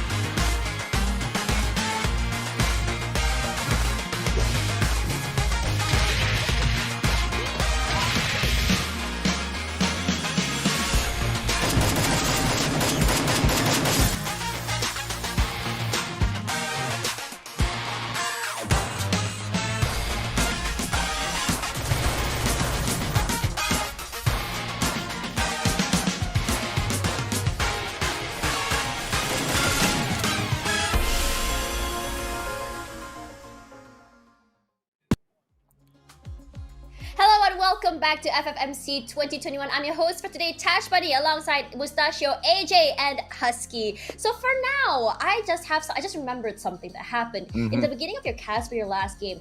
Y'all don't think I don't hear your casts talking? I thought you were smack not. just because I can't talk back. Yeah, I mean, obviously watch we out. know you can hear us lah. Yeah. You are on the same system. Ayo. Yeah. Say it There's to no- my face lah. But we only say it so that you Aiya. cannot fire back. You know, if not, you You won't. like that. Technically, we did say it to your face, just that the production. You were too at blurred that time, to catch it. Yeah. Okay, according to sure. the show flow, you are not allowed to respond. Okay, sure. So for now, let's kind of put that banter aside. So because we're gonna have a look at the overall standings for now. We've gone through 4 matches for today. Oh my god. Yes, I remember you guys said I can't math, so I'm trying my best to not ruin the math here. Gone through 4 Yes. matches. So let's see who is the king so far for today. Can we have the graphics up, my friends? Yeah, I mean, just to clarify, Tash, it's okay to get the numbers wrong, but if the numbers can be counted on one hand and then still wrong means then susah lah. Yeah, Hidup sangat So susah. there's a Yeah. reason. There's a reason why you guys are here. Clearly, production knew that math isn't my strong suit, so they put you here to help me out. Okay, like I ain't here for the math. I'm just here for the chit chat. You know what I'm trying to say? Sure. But now, while we Okay. wait for the overall Yeah. standings, let's talk a little bit about the teams that have really, really improved. Never mind. We'll go into the standings right now. I hate this, man. I feel like production's just messing with me this time around. So for now, 7-9, 310 points. Geek Fam 292, knocking out Auto Knockout from second place. I am so proud of my boys. Tomorrow, or maybe next I should wear a Geek Fam jersey just to show my solidarity. I don't know if I Auto can say this, Knockout but still has 2 cute. matches. Calm down. Yeah. I was about to say that. I just want to believe. Oh my god. Okay, so moving on. So going down here, looks like no one else has breached 300-point mark. Sem9 has really shown themselves a very strong opponent in this tournament so far. So Blacklist International a bit quiet today, but slowly but surely just climbing up with 254 points on 4th place. Freedom Rumble 245 points on 5th place. Freedom Rumble as well today had a few highlights, and I want to see more from them. They're actually one of the teams that have such hype fights. Love seeing it. Ichilo Watch and Learn now in 6th place, 230 points. For X-Men Expert, quite a ways away, 212 points, but I'm really hoping that they're able to catch up just because of how awesome their performance have been this week. Team Fastkill dropped down now, 182 points. I want them to go back to the first week where they were like kill and chow, that's why Fast Kill, get it? Bring that back, boys. And last, 9th place, we have Secret Movement, 181 points. Sorry Roar now dropped to 10th place, 173 points. Legend, 11th place, I want them to go up. They're good, just so unfortunate that last round, but I know they can go far. Overdose LT, 12th place with 155 points. So unlucky that last round with only 0 points. Red Shoot PXG Extreme, 139. 14th place is Enzo. 15th place is a Nickmax All-Star. STP Son of Gun is 112. Ladies with 88 and 7 fingers, 61. Okay, do you guys have anything to say about this? Well, I think Secret Moment can actually overtake Fast Kill at the rate that we are at the rate that the league is progressing and how these two teams play. I think Yeah. Secret Moment can overtake Fast Kill, no problem. I think Fast Kill, Yeah. we've seen them just slow down gradually ever since week 1. I don't kind of think it's their fault. It's just how they play the game and how compared to other teams, it feels like Fast Kill is a bit more one-dimensional. Now they are caught They need in to a adapt. situation. Yeah, now they are Yeah, caught in they a really situation need to where they adapt. feel Yeah. a bit lost, like they feel like they're lost. They don't know what to do. They don't have the prowess, but they also aren't the worst team. So now what do you do as Fast They Kill? really aren't. Right, so for now, we're gonna head on to the last 2 matches for today. This is B versus C, so it's gonna be Yes. really crazy in my opinion. I hope it's not easy pickings for B, because I really want to see C up there. So let's do this again. Which group do you think will shine? Which one I think will shine would be B. Which one I want to shine, definitely C. Yeah. Okay, you that want to see C. Okay, so what about you, Husky? the same. I share the same sentiment. Like we know that Group B is a stronger group, but we've seen Group C Yeah. really put up a super good fight. Yeah. Okay, so for now, we're gonna head on to Kalahari. Good luck and have fun. Take it away, boys. Thank you very much to our wonderful host that cannot respond to our roast right after the sequence just now, and now we have total control of the broadcast. But this is match number 5 of week number 3 of the what am I talking about? It's match number 5 of the final day of week 3. There we go. In Kalahari once more, B against C. B definitely the strongest group, but yesterday C put up a pretty darn good fight. What is Jabat doing out there in the open? He is quite lucky that EGMX is quite far away and won't be able to pick him off very, very easily. And there you go. He jumps right back in, catches up together with Spade. Nothing much to worry about. Overdose, on the other hand, they seem to share a drop zone together with Fastkill, and Fastkill's already, well, true to their name, try to take these shots to take the side of Overdose down early. Not gonna be that easy though. Yeah, Overdose have been training for this the entire lives. They are actually responding to the aggression much better than we have seen before, and Skyzo will start things off, but I believe no, that's not the Bison. I forgot I can't remember the gun name. I'm actually learning more about guns from video games than actual like real life. But yeah, this is definitely not the best gun for those long range fights. Mantai does get the first blood, and it's not to end zone MY. New kill leader. I wonder if on 0-0 flank now, he should be able to make use of this prime position. That vertical advantage has been assumed, but he backs away, thinking that, he might not be able to get much from there, might even get caught out. But that is an opportunity that FSK can use for themselves to continuously back away from this fight. I don't think they want to take this early engagement and potentially lose before getting to that final circle. We've seen them suffer so much already, Husky, from, these early engagements, but just not being able to place themselves in that final zone so many times. Yeah, and it really can affect you when you play what you know best, and the very first round, the league, it works out. But then as you play it more, it progressively becomes more and more ineffective. It really will affect you to a certain extent. Yeah. But Yeah. Fastkill, they I think they had a better idea. They're gonna back off. Like if this was week 1, Fastkill would have ran at Overdose LT. And wow, a good pick up onto Phoenix, but Phoenix is on that high ground. So Overdose LT shouldn't be able to kill him off. And in fact, Cobra now also under fire. Whoa. I said it too early. Zeri just runs in. And he might be punished, though. Cobra not able to survive that OVD. Just taking on Blacklist International like a man. And fence fights a gym. Oh my goodness, Overdose coming out right out the gates. Oh, and this is Sorry Raw chipping in as well to eliminate the side of Blacklist International. Phoenix back on his feet already. Manflank trying to go in here with the shots, but he is getting fired at as well. Overdose might get snuffed out here, but Zeri gets picked right back up by Skyzo, and they do not get eliminated. Blacklist International still standing strong, but they have to be very wary. Why? Two sides, Sorry Raw as well as Overdose, both trying to take them down at the very same time here. Oh, a very bad start. And the worst part is they don't have any more medkits. When you play these kind of high grounds, you need to have resources. And one of the ways to get it is to pick up teams and then you loot them. Because this particular platform has not much to offer. And I don't think Blacklist International has really covered most of the areas around them. So now you see Phoenix and Manflank. Like if they get down right now, they are not going to have anything. Yeah, he can just shoot the guys on the top left-hand corner. I mean, it was right in front of him on the screen. Instead, he will now take his time. Phoenix firing off. Unfortunately for him, he doesn't even have a medkit on him. So, literally one shot should be more than enough to snuff the flames of this Phoenix out. Yeah, this is a bad spot for Blacklist International to be in. Like, I don't know how they can get out of this. But thankfully, not many teams pushes the platform early on, especially when they don't have much resources. So Blacklist, they can stay around for a while. But you can see Phoenix clearly wants to get out of there. He needs to go and find some resources.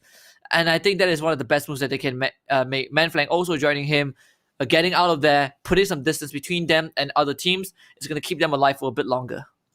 Yeah, look at what Fastkill did. They saw danger. They were like, oh, no, even if it's overdose, we don't want this early engagement. We don't want to potentially put ourselves in so much danger early on in this match.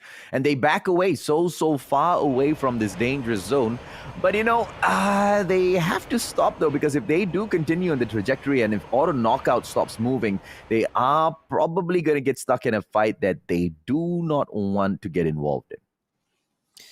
Yeah, I think right now, that's the best that No Blacklist can do. EGM Max, we only see 3 guys in the lobby. Yeah. Oh. Well, you can definitely work something out. But for X-Men Expert, they have been the victims of losing one guy, not being able to play with the entire team for the past 2 rounds. But this time, they will be able to at least move towards Stone Ridge. And I'm just loving what we're seeing from 4X-Men Expert. Like, where are they right now? 7th place, and they need like one booyah, one good game to tie up with Eternal Watch and Learn, which is completely possible. And they're now in the same lobby. They're in the same group. Excuse me. But Eternal Watch and Learn, they were able to pull ahead because of the previous round. So we'll see if they can continue to do that in this second final round. Geek Fam might not be able to hold on to their second position in here. Auto Knockout has got 2 opportunities, and they only need 19 points. So if they pull off 2 average rounds, which doesn't sound like Auto Knockout at all, they are not in that third position now because of average rounds, right? But literally, if they had an average round by some sort of misfortune, it still might be enough to kick Geek Fam back down into the 3rd position. Whether or not Blacklist International can do the same, which is to overtake the position of Geek Fam, that's a tougher road to climb, right? Because Blacklist International, this week, they have not been shining through a lot at all. Yesterday with 1 booyah, placements weren't as bad as today, but today they are, finding it to be a tough time to find their footing in these matches. Yeah, Blacklist International is actually, I wouldn't say suffering, but they're not having their best day.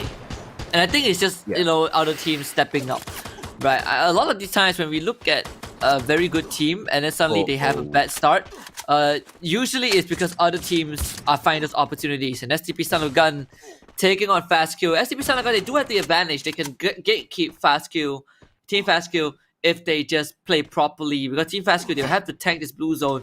Thankfully, it's just the first phase, so it doesn't really matter too much. And I believe Team Fastkill even got a kill in return, which is a big win if you are Team Fastkill. Yeah, absolutely right. And where do they stand right now? In the 8th position. Once again, not going to be something that they are very proud of because of how well they started off the competition, but they've shown us that promise already from the get-go, right? So if anything, they should be able to get the job done as long as the strategy that is played is effective. Taking on these early, fights, not going to do them a lot of favors. And they clearly have learned from that lesson. To back away from overdose was something I did not expect Fastkill to do because of how aggressive they've been in the past weeks. But it's a good, fresher breath air to see a more careful side of them. Oh yeah, I think for Fastkill, if they can catch up even just a little bit, it would solidify their positioning a bit more. And even regardless whether you can get a decent placement, you want to extend that lead to just a bit, just for that share of the prize pool, right, by the end of the league stage. I honestly think Fastkill has a lot more potential, but sometimes you will have teams that are well versed in one aspect and they have like a very obvious weak point. And for Team Fastkill, it's just playing a bit slower. Like they still struggle to slow down sometimes. Yeah. And it's an unfortunate weakness to have, isn't it? Because in some of these situations, having that aggressive nature within you, being able to take these fast matches, the surprise, that element of surprise catches your opponents off guard. But the quality clearly that FFMC is showcasing, just that element of surprise is not going to be enough for you to overtake some of these situations, which is what Fastkill has learned the hard way. Endzone MY, on the other hand, has been a team that has been struggling throughout the whole competition, but little by little, they are one of the underdog teams that are trying to climb up and achieve that top 12 spot, right? And they are not too far away. A solid booyah from them should be able to give them exactly that 21 points or so away from that number 12 spot. And we have seen, Endzone MY pick a booyah up previously as well, Husky. Yeah, and if I think overall there are, out of the 18 teams, only 5 teams. Only 6 teams have not gotten a booyah, and Team Fastkill is still one of the teams in top 8 with no booyahs, and that has been there since week number 1. It's crazy to think about it. And Fastkill just got down. Augie getting the opening kill onto Juice. EGMX able to do that to FSK, even though they are, kind of suffering with their own position. Now, Spark with a very sticky situation here. He has got Spade right in front of him. Spade, on the other hand, reveals his position towards Spark, and that is going to be, not the brightest of ideas. But let's see exactly how FSK gets out of this sticky situation, because 4 X-Men Expert have definitely been shining through. Now, a beautiful nade will be placed to go in for the delete double on, as a matter of fact, but that's not going to be enough because the roof is not where Spark is. Finally eliminated by Goku, and this is the continuation of the dominance that 4X-Men Expert have been showing us in the recent times, Sasuke. Unfortunate for Team Fastkill. We just talked about them being the only team. Like you know that they are a good team when they have no booyahs and they are still in top 8, but they just cannot close it out. Yeah. So they gotta wait to the next round. But Blacklist International, first team to get knocked out. EGMX, right? EGMX were, sending some shots towards them as well. Not something that Blacklist International was expecting. AKO in the vicinity. Oh, goodness me. Blacklist International, not a great week number 3 for them at all. Yeah, absolutely not. Defense. He's going to be sprayed out. Skyzo also gets shot as well.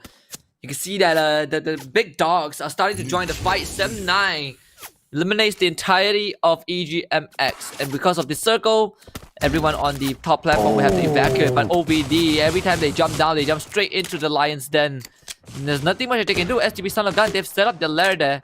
4X-Men Expert, knowing that they have to push into 7-9, great grenade launcher. It attacks Newbie, but not enough to take him out. I think 7-9 knows about that. In fact, Newbie retaliates to finish off Maru from 4X.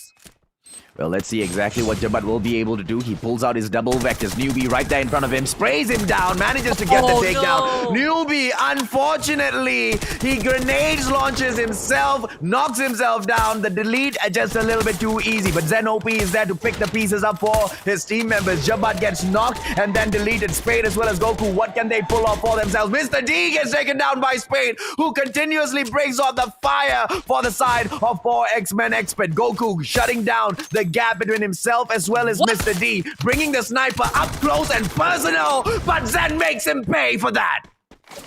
Oh my goodness, the penetration from that bullet, that was ingenious. But 4X-Men Expert not able to stand tall to that. Tori Raw getting shot at by Eternal Watch and Learn. 4X-Men Expert, the only last guy trying to run away. Meanwhile, Enzo and Y getting eliminated, and 4X-Men Expert getting caught in the open by Miru. I think 7-9 might have to abandon Zen OP at this point. Mr. Dido getting caught out by Eternal Watch and Learn. And I feel like we've seen this before. Miro desperately trying to get in, but AKO will stop them in their tracks.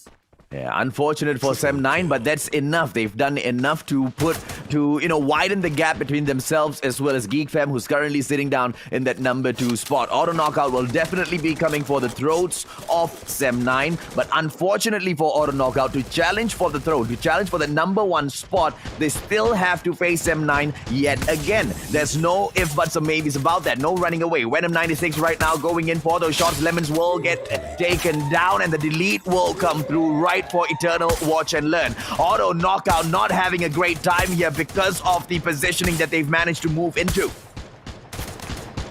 And Auto Knockout right now they kind of need to move a bit quicker. This is a sticky situation to be in. Auto knockout getting fired from different angles. You can see Freedom Rumble, they're also moving in. Team Fast Skill, they're going to be eliminated by the blue zone.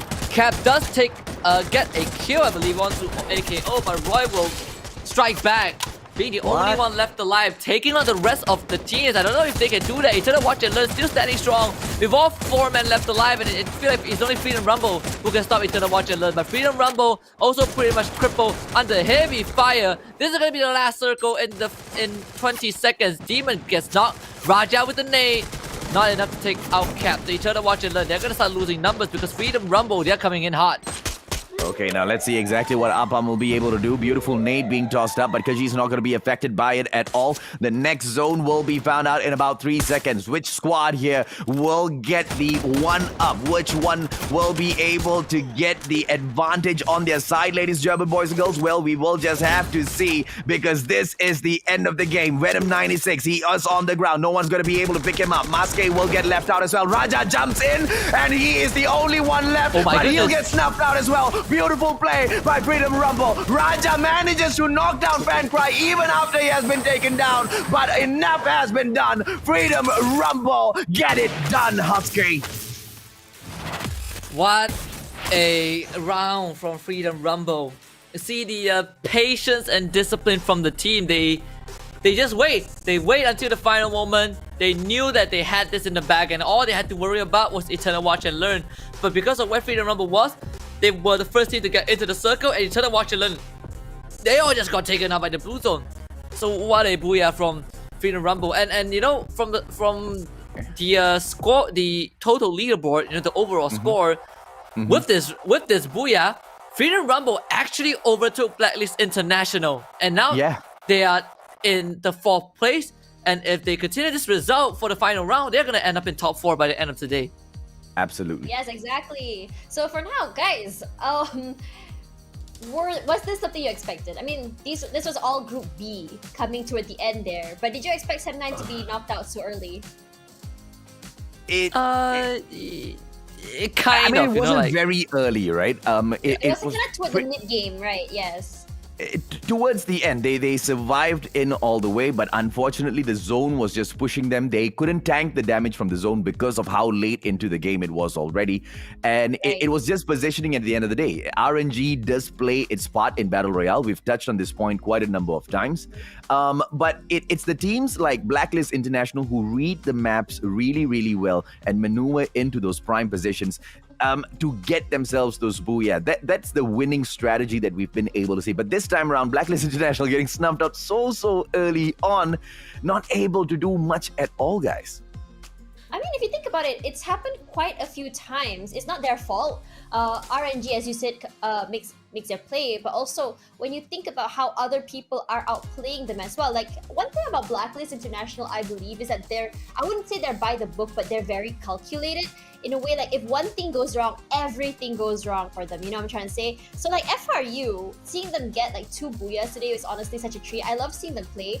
And honestly, I feel like they have definitely improved. We talked about this a lot, how FRU doesn't know how to hold a position. And FRU also, once they read a map wrong, they don't know how to maneuver back into the circle. But from the past few rounds, they actually know how to maneuver themselves quite well, which I feel is also part of the reason why they're doing so well this tournament. What do you guys think?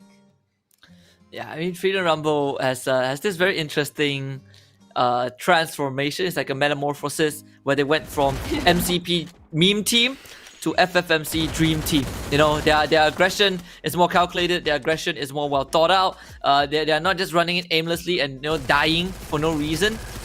Which is why they, despite some bad rounds, Freedom Rumble still maintains 4th place. You know, we something that they've been there for so long, but no one talks about it because we were like, I think Freedom Rumble, they're doing okay. We can put them aside. But it's time to bring that back into the spotlight because Freedom Rumble, they're still in 4th place, and they just technically took over Blacklist International with this booyah. Right, so for now, let's have a look at this highlight right over here. One thing I can see about Sem9 is like Mr. D is always making the most interesting plays. I'm not sure what exactly he's on, but like Mr. D, can you call me for some training? Because that is so good. Yeah, and we saw exactly how the team was performing without Mr. D. I kind of asked this question to see if or not they were performing better without him in the mix. But when this guy dropped back, Sem9 just stepped up their performance even further, right? We saw exactly how strong they were yesterday. Today as well, if you ask me, they were quite solid. It's just that unfortunately the situation turned around against them, but not too shabby at all to be able to pick 11 points from that. Exactly. So for now, let's have a look at the round standings here with Freedom Rumble 19 points. Okay, let's talk a little bit about STP Son of Gun. This is a team rather that I have talked about so much. Like we're like, why are they not performing? We've seen them at MCP majors. What is going on? And then boom, lo and behold, this time around, second place. Yes, in terms of kill points, not that high, but for them to finally last this long after so many matches, maybe could this be like the starting point of an upward curve toward their performance? What do you guys think? I don't know, man. They need about 40 plus points to get into the top 12, right, Husky? And we've seen SCP Son of Gun so far, right? There's just no consistency. There's no fluidity in their play. There's no... You can't predict what they're going to do next because they've just been all over the place. And, unless they start putting it together... top 12 is just really see a pattern on how they play, to be fair. Like now that you mentioned it, I just realized that, like, I don't really understand how exactly they're playing, So, I don't know. I mean, they're like a wild card team. They're like either good or they're really bad. There's no in between. I just want to see them more... I guess maybe what they don't have is communication. It's something they need to talk about more with their teammates. How are you going to rotate? What are you going to do when we get flanked? What are we going to do when we get caught out early? They need to start talking about these things because if they don't have a plan of jumping in like headless chickens, they cannot do anything. After all, RNG maybe 30% of the game. The rest 70%. Skill plus communication, which is it is a four-man team. Four-man game after all. You know what I'm trying to say. So for now, I have a question about the final match for today. This is B versus C. We've seen FRU go crazy. We've seen Sem9 go crazy today.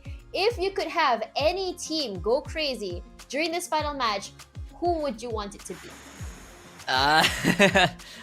You are learning from you're putting us on the spot. And now, heck who yeah! do you want to see? Let's Who go, do you want to Leslie. see go crazy? Who do you want to win? But this is more just prediction, not prediction, for but X-Men rather expert. like who you want. For X-Men I think expert, for I X-Men, actually agree. yeah. I want to see them because their performance today has just been so crazy, and it's hard not to root for the underdogs. It's hard not to feel like yes, I need to support them because they're doing so well today. Just I don't know. At this point, I think I'm a supporter of all the teams. So for now, let's just see what's gonna happen in the last match for today. We're gonna go to Purgatory. Please stop roasting me, guys. Take it away. Thank you very much, Tash. And you don't have a say in that because your mic is switched off. Yeah, absolutely. Your request will be politely denied during the broadcast. I don't mind rudely denying it. I'm a nice guy. See, this is why I'm on Tash's side. This is why I can comfortably roast her and still be on her good side, at the end of the day. Yeah, fair enough, man. Fair enough, man. Yeah, I just don't know whether or not it's a plus to be in Tasha's good books. But I mean, like, if she's not happy, I'll just deliver her a cup of coffee, and the caffeine will solve the problem. Do it anytime, except before she jumps in for a casting session.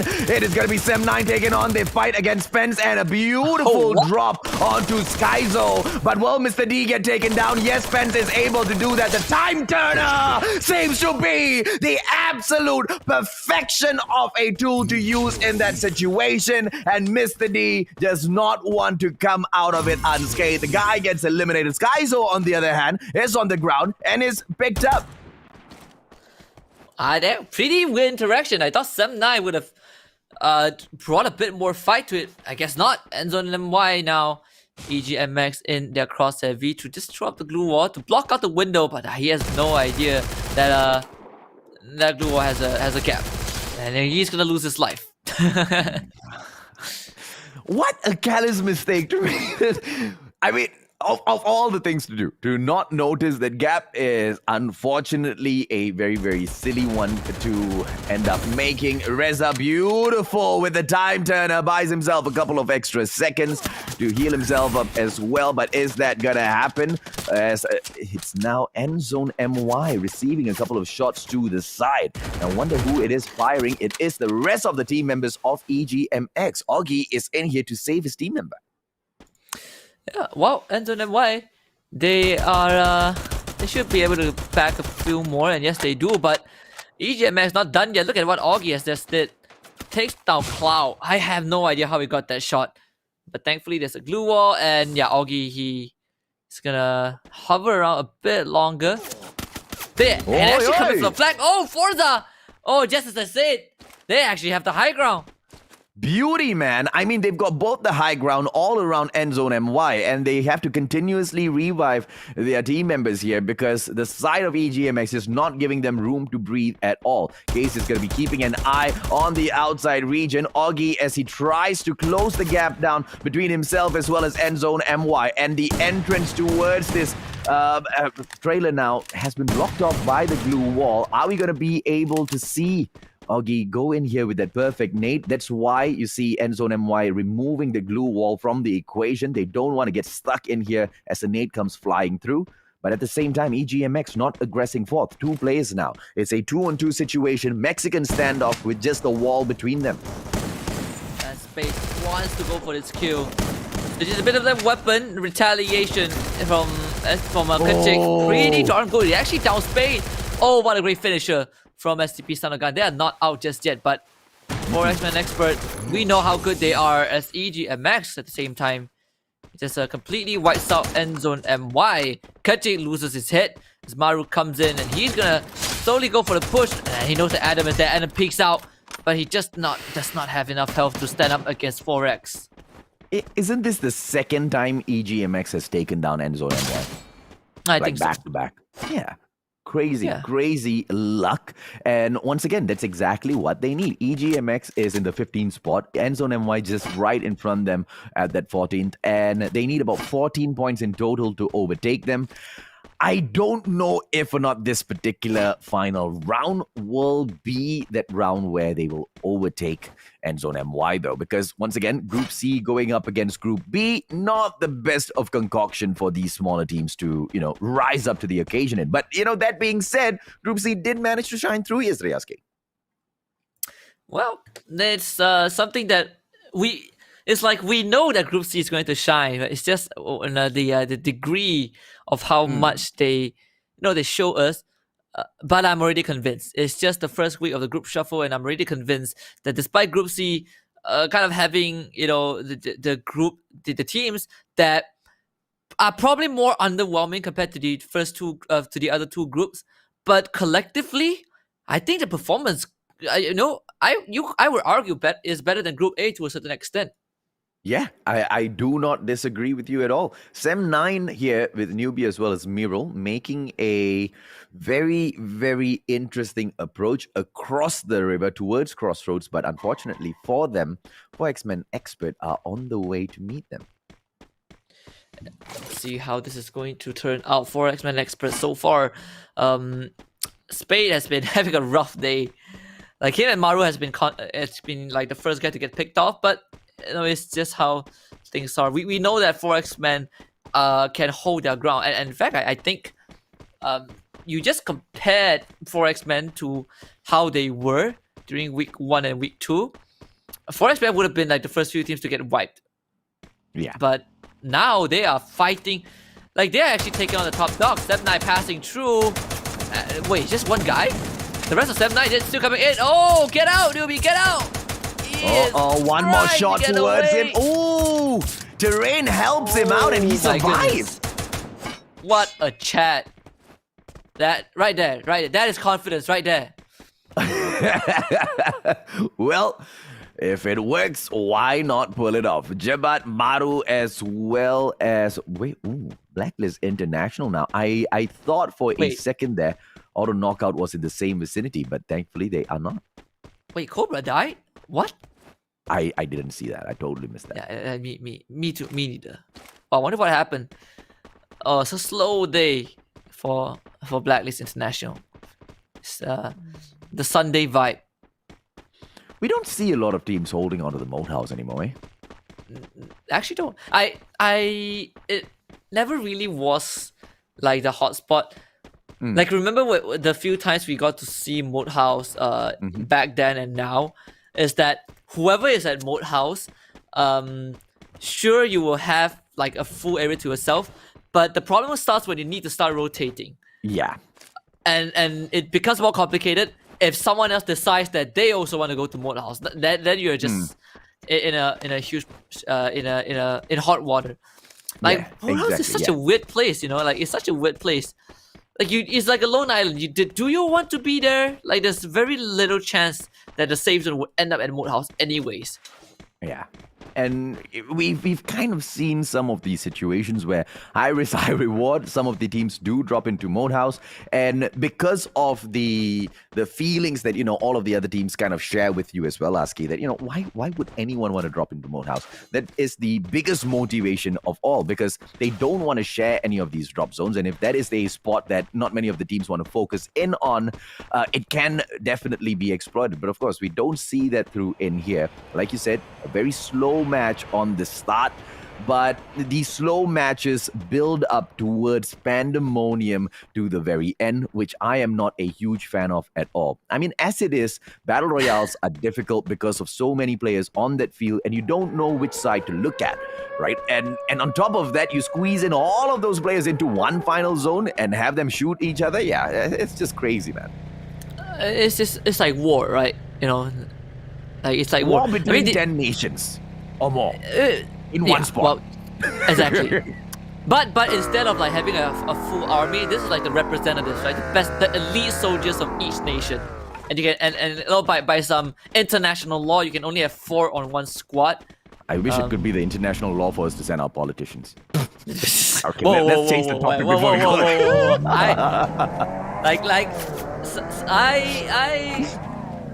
Hey. There's a lot of service for the country. Service in that way too can be done. Spark! Manchai onto the takedown. The delete doesn't fall through just yet. And a couple of seconds right after, right in the time turtle! Juice gets taken down as well. A beautiful response by Fix with the shotgun. And boys, is he going to be able to respond accordingly? Beautiful glue bomb gameplay. And Fix gets away. But for how long? He is being chased down, and a 2-on-1 situation will break out. And the side of Sorry Raw will be very, very sorry they decided to take his kill against Fast Kill. Well, Guy is a rat. He is still running. He's still running between the glue walls into the container, and I think his time is probably going to run out. Yes, they finally found him. Oh, it took so long. It actually took so long. And now Fast Kill, their back is exposed, and it's to none other than EGMX, Enigmax Max All-Star, ready to take on this fight. Augie and Forza, both having the high ground, and they both are playing that long range sniper rifle. So Fast Kill will have to use these containers to protect themselves.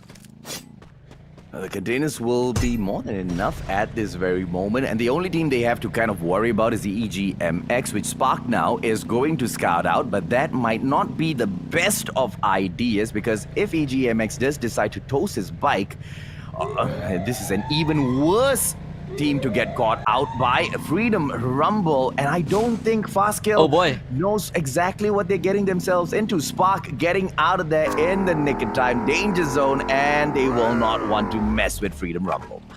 The guy just parks right in front of EGMX. What are you doing? What are you doing, boys? You can't. What? He just parks his car right in front of the entrance of the trailer, of all the places to stop. He stops right in front of 2 guys holding double vectors. Oh my goodness, Fast Kill. That was a horrible mistake. And now they're down to just 2 guys. What happened to the amazing Fast Kill that we witnessed, taking crazy games in week number 1? What happened to those guys? I mean, they still make crazy plays, but not like that, you know. No, crazy good. I mean, crazy good. that was just pure insanity. I'm not sure if he knows that EGMX is in there. I'm gonna assume that he does not know, which is why, like, I don't think if he knew that two guys were in the trailer, he would have parked like that. That it just does not make sense. So I would I would pass it off as just being unlucky. It does happen, but regardless of whether it is an honest mistake or not, Fast Kill is they're on the back foot right now, and Miro about to pass by. Are we gonna see deja vu once more? Miro about to crash in. But he doesn't stop. Oh, never mind. He stops. Oh, beautiful glue wall pulled out just in the nick of time, but it's a 2-on-1 situation here. Bike is not going to be able to save Miral. Sem9, are they going to be able to survive this onslaught that FSK is about to put onto them? A nade now flying through. Spark's not going to be able to get the connect. And I love the nades being showered down by the two FSK players, sending it to two different sides. So if Miral runs either way, he is going to be affected. But this guy is just not hurt. The flames will hurt Spark just a little bit. Miral right now sending the shots towards him. Beautiful glue wall pulled out. Time turner for the side of Fast Kill. And this game of survival will play out for Miral just a little while longer, but he gets knocked and then later deleted by Spark. I wonder where the rest of Sem9 are. Miru is so far away from home. And I felt like he could have continued driving. I don't know. Maybe it was the right decision to stand and fight, but it was clear that he is far from his team because the rest of Sem9 are nowhere to be seen. Fast Kill gets kind of a freebie. They survive for a bit longer. But we are almost approaching the 4th circle in 20 plus seconds. Hey, 4x men expert. three. Yeah, is he the exact what we've seen before? Yeah, this is the exact tree that I think Blacklist International went in and used as cover, stole the tree away from another squad and then snuffed them out. Apam as he knocks Maske down onto the ground, drags will see the exact same fate as well. Delete will come through to Venom 96. Eternal Watch and Learn unfortunately have been caught by Freedom Rumble. 4X-Men Expert on the other hand, they have got prime location at the edge of the next zone. Freedom Rumble still going up against Eternal Watch and Learn, and Raja will now get caught out, runs out of that glue wall. He shouldn't have done that. Apam takes a triple for himself. Lottery kill. Wow. Just so well done. Once again, Freedom Rumble shows us why they are one of the few masters of CQC. Like throughout all of that, you would think that Freedom Rumble would at least lose one guy, but all of them were kept alive. Just great decision making, great gameplay. Spark just runs down Fan Cry. Oh, poor guy, getting roadkill in the last round. But now we get the 4th circle, and it has a highway in the middle, and you know what that means. Crossing that freeway is going to spell a lot of problem as EG and Max kind of trapped Freedom Rumble on the opposite side. Fastq also getting caught out as well. In fact, Freedom Rumble. Oh, they've just caught out one of Fastq's members. Let's see whether or not Newbie will be able to survive this. The players from Overdose coming in here for the shutdown. Spark still alive as well. I believe he's the final team member of Team Fast Kill. Auto knockout on the other hand. Unfortunate for Newbie as Overdose LT manages to catch him. Zeri with the final bullet and the back. And Sem9 has been eliminated from this equation. 2 back-to-back rounds where they haven't been able to shine anywhere close as to what they wanted to. To be able to extend the points is what they wanted. Unfortunate for Sem9, this game ends up in. Yeah, Blacklist International, I think they lost one person to AKO. It was EXO. EXO as always with those snipes. Freedom Rumble, they can still hold on for a bit more, but they need to start moving because the 10th is just outside of the coverage of the blue zone. They know that EGMX is nearby, so I think Freedom Rumble are just waiting for the opportunity to punish EGMX. But on the other side is AKO pushing in as well. Fast Kill with the last man left alive, still trying to survive and hide from everyone else. But Blacklist International is either the blue zone or the bullets of AKO, and they have to make a choice. Arjim will be down by Exile, and Blacklist International will lose another member. Okay, now Roy, they should be able to take Spark out of the equation now. Blacklist International, Clanks right in front. They might be showering the shots in towards the side of the Clanks, but it's okay. Team Fastkill now eliminated. Freedom Rumble in with that damage, and now they are stuck in this little tent. Are they going to be able to get out? Because the next zone, well, is quite far away. And this fight between Freedom Rumble and Auto Knockout is not going to be snuffed out anytime soon. Not a great position to be caught in. This is gonna be very close. Freedom Rumble have the most men left alive over those LT. You can see that fence. He is going for it. He is going straight into that safe zone. Blacks International is there, but at the same time, over those LT, they actually, were not involved in most of these fights. You look at the rest of the team, they are near to the safe zone, but with the blue zone closing in, everyone's gonna start fighting. Oh, Freedom Rumble just bulldoze their way to everyone. Black International gets taken out at the same time, but look at what Freedom Rumble is doing. They are somehow just running everyone over. Oh, what is this? Freedom Rumble doing so much work. Auto Knockout is also dead. Comes is going to be knocked down by the blue zone, but here comes Freedom Rumble into the crosshair of Overdose LT. Still between them and OBD, but Overdose LT just have the better spot. They have the circle, they have the advantage, and they're going to start cleaning up Freedom Rumble. Group C showing that they're not to be denied. Overdose LT going in for the kill. Cap is out, and Overdose LT makes the right decision, and they will reward themselves with the final booyah. Legend, oh legend. They tried their best in Group A, but unfortunately, Overdose LT does just enough to rise up above them. The 12th position, they don't want it. They move up to number 11 with the team up of Yes, Captain Fix, Zeri, Skyzo Flag, as well as Fence. We don't really see Captain Fix as well as Yes much, but well, we don't really need to because the usual squad that Overdose drops in with is more than enough to settle things and drop them into the finals here, Skate. Yeah, and this is Overdose LT's first ever booyah, and a big one as well. Putting them, like you mentioned, in that 11th place, and also pretty close to Sorry Roar in terms of the overall standings. But I'm loving this. Overdose LT. At the start of the day, we did slightly touch on Overdose LT. It took them a while, but they finally, paid that faith back. Yeah.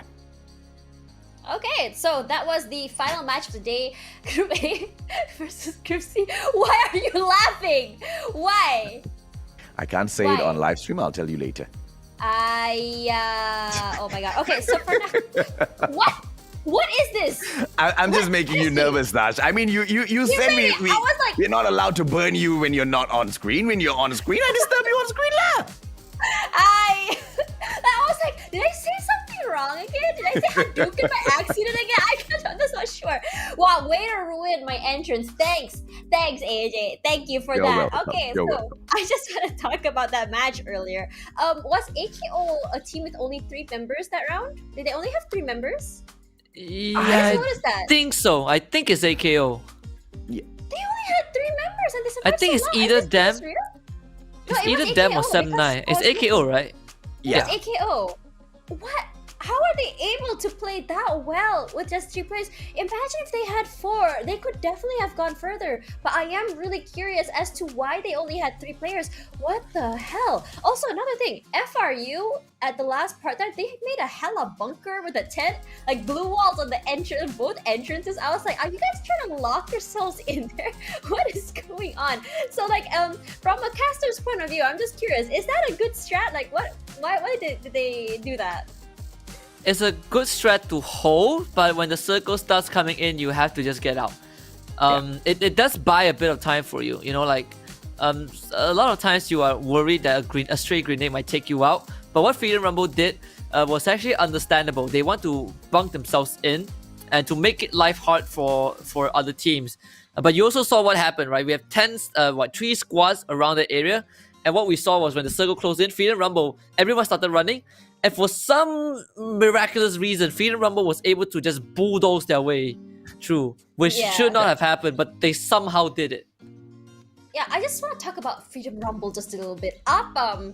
What the heck did you have for lunch today? Because that was insane. After a quadra kill, he really gets some more kills and then he just goes crazy. He was just single-handedly lifting and just killing everyone that game.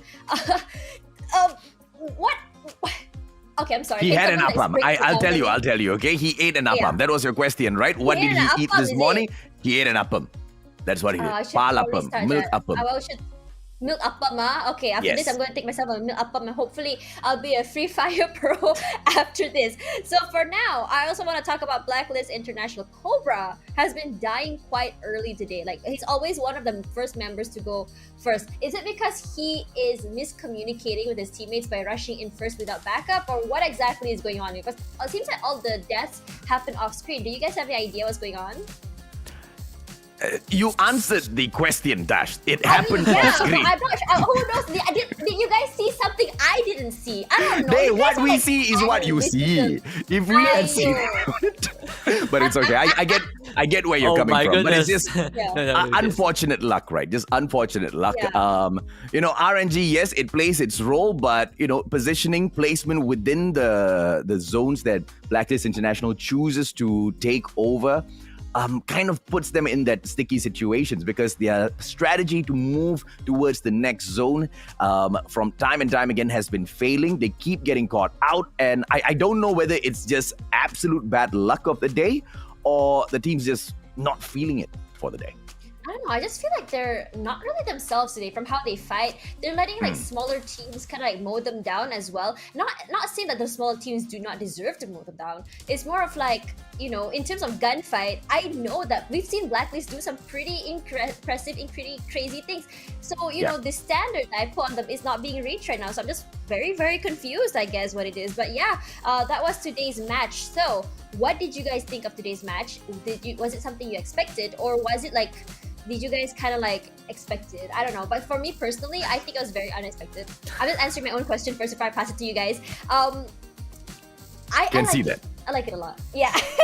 What about you guys? I kind of came into today hoping to see something Expecting. different. Yes, yeah, hoping to see something different, and I think I got it. In my mind, I am confident that 7-9 will still be at the top, and I think they are. But at the same time, I also feel like we are probably going to see teams like Forex, Man Expert, Legend kind of rise to the occasion, and we got that as well. So Yeah. overall, I am satisfied with what I got, and what I expected, and my expectations being realized. Right. Yeah, AJ, freedom. what about you? Quite honestly, I stepped in with zero expectations, and I have learned to step into day in, day out Free Fire competitions in that way because these teams are just blowing up the competition, right? I personally did not expect to see Group C do anywhere near as well as they have managed to, kind of perform in this competition so far. But that reshuffle seems to have done the exact opposite. It seems to have boosted them way up. We still do have some of those teams which are still struggling, I have to say. But overall, it seems to have done so much good for the competition. Right, so for now, we're having a look at the replays. Husky, do you want to tell us what's going on screen? This one, I think it was STP Son of Guns against Forex, right? We saw Forex, Ketchik from STP playing, I would say playing pretty darn well. Like, he's around for a very long time. But also, this was where EGMX basically outplayed Endzone MY. Endzone MY had the man advantage, but EGMX, Augie, and Forza, they played the high ground. They took out Endzone, they took over the compound, and it really kind of catapulted their points a bit more than what we expected because Endzone had a pretty decent start to them. Yeah, I want to talk a little bit about that parking in front of the building. I don't know what exactly Fastkill was thinking when they did that. Did they not know there was someone in there? Is it something I missed out? Husky? I like to believe so. I like to think that boys, I think, probably didn't know that EGMX were hiding there, or maybe he felt confident that he would go for the challenge. But either way, Yes. this was. Oh, it was this one. Yeah, this was the. I don't think he knew. I don't think he knew that there was someone in there. Yeah, I see. So this is a really interesting part as well, in my opinion. How they played around the containers. I feel like one thing that I love to see about this game compared to compared to, I mean, this team compared to other teams is how he places down the blue walls, how fast he puts it there, and he plays around it, which allows for a longer survivability. It is honestly really fun to watch, but really unfortunate for Eternal Watch and Learn this time around. But I can understand why FRU really wanted to win this. They came so close, but Watch and Learn took it out of their hands just now. So AJ, what happened here? Yeah, unfortunate for auto knockout, right? Because they come in with just 3 of those team members, but even if they do, I think they've done enough for themselves. They just with those points, they've managed to squeeze up to that number 2 spot. So it's just bad luck, I guess, overall because of the blue zone placement. But they pulled off the best that they could. Yeah, but for now, let's have a look at the round standings. This is Group B versus C, the final match for the Overdose LT. This is honestly, I have to say, one of their best, not probably, maybe even the best match they've had so far. Look at that, with 11 kill points and 12 placement points, putting them at 23 points. Freedom Rumble was so close. I can say that it was in their hands, but Overdose just outplayed them. Do you agree with the statement? Yeah, absolutely. I mean, when was the last time you saw Overdose take 11 kill points back home, right? And this literally was their very first booyah. So the one time they have shown through, they have shown through in a tremendous way. Very, very happy to see this. Yeah, same here. So for now, Enigmax All-Star also doing very well this time round. Third place, 7 kills and 14 points. AKO for fourth place with 12 points. Team Fast Kill, actually, this time around, we're doing a lot better than previously. Just a little bit of a miscommunication with the park job. We need to talk about that, guys. 8 points over there. For X-Men Expert as well, not doing so shabby. 8 points as well. Blacklist International is leading with 6 points. I actually feel really sad for Blacklist this weekend. I don't know what exactly is going on, but they need to learn how to adapt. So you can see here we have Sorry Roar, Sem9, Endzone Mai, STP Son of God, Eternal Watch and Learn, despite getting that booyah earlier, goes back to the lobby with 0 points. Just so unfortunate for them, I feel. So for now, let's have a look at who exactly is the king for this week. Let's have a look. Anyone want to vote that Sem9 is still up there? Because I think it's still Sem9. 100%. Our maths are solid. There's no way Sem9 is not number 1. Okay, but I mean, like, 100%. we could just believe. Okay, we could just believe. Okay, there we go. Sem9, 324. Still the only team up there that has breached 300 points. Wow, that's crazy. And you were right by just now about AKO gonna kick out Geek Fam back to number 3. I feel like it's gonna be like a toss between these two teams for second place at this time around, because like I feel like they're just so evenly matched in terms of skills. I'm not saying that Geek Fam is, I think because of the poor start Geek Fam had is why Auto Knockout is ahead of Geek Fam. But it's only 3 points difference. Do you guys think so? I don't think so. Because if you want to look at consistency, Auto Knockout has been so much more consistent than Geek Fam. Geek Fam, on the other hand, they've had good games and then super bad games. Then good games, then super bad games, right? And even through all of that, they sit in that third spot. So if you ask me who's the better team, definitely Geek Fam. Yeah, for sure, for sure. Husky, anything to add? I do agree. I think that despite both teams having bad games every once in a while, Auto Knockout overall just seem a bit better. Like if you look at the numbers themselves, Geek Fam they are leading in terms of placement points, but Auto Knockout is leading by kill points, and that kind of tells a compelling story on how Auto Knockout is just a bit more consistent because they're getting those kills in. But at the same time, them looking for kills also gets them killed every once in a while. But it's still better than not getting anything, right? So Auto Knockout, I would say it is a minor win, but Geek Fam can definitely catch up. It's just 3 points difference. Yeah, so Freedom Rumble at number 4 with 281 points, which is so close by as well. Honestly, I wouldn't be surprised that if they continue playing this way, they would be able to jump up to number 2, number 3, no problem at all. I don't think they'll be able to take on Sem9 just by how consistently and how well Sem9 is playing, but that's just me though. So for number 5, Blacklist International, dropping down from, I think it was 3rd place or 2nd place the past few weeks. A bit sad for them, but I do hope they do come back strong because they are definitely one of my favorites this tournament as well. Eternal Watch and Learn with 243 points, and 4X-Men Expert with 225 points. Fast Kill still number 8 with 197 points. Sorry Roar 183 points. You can see here Overdose LT and Secret Movement tied at 181 points, taking 10th and 11th place. And 20 points behind is Legend, dropping down one spot. Legend needs to be careful because they are so close to losing that spot because if they don't perform. But it's okay because they do have like a 30-point lead to Endzone Mai, which is 139 points, matched with Red Shoot PXJ Stream. Enigmax All-Star 136 points, STP Son of Gun with 128. So now the biggest gap here is between ladies, 88 points, and Seven Fingers can see they're slowly climbing their way. Would it be possible for them to actually just go up to 17th place? What do you think? Between ladies and Seven Fingers, what can we see Seven Fingers rise? I Seven Fingers believe, needs 27 points. Yeah. which is one good game. Yeah. One and a half. Will they have one good game though? Out I'm of not trying to be know. pessimistic here. I love them. Truly, I would love nothing more than to see them pull a booyah that we did not, expect. Like I've been yelling whenever they do some really good kills. But the thing is, their team is so inconsistent. Sometimes they have an all right game. Sometimes they have most of the time they have really bad games. I'm not too sure if it's because they're new or if it's because of a miscommunication issue. But from what we've seen, they do have it in them. Do you agree? Yeah, I do. They have 8 more rounds.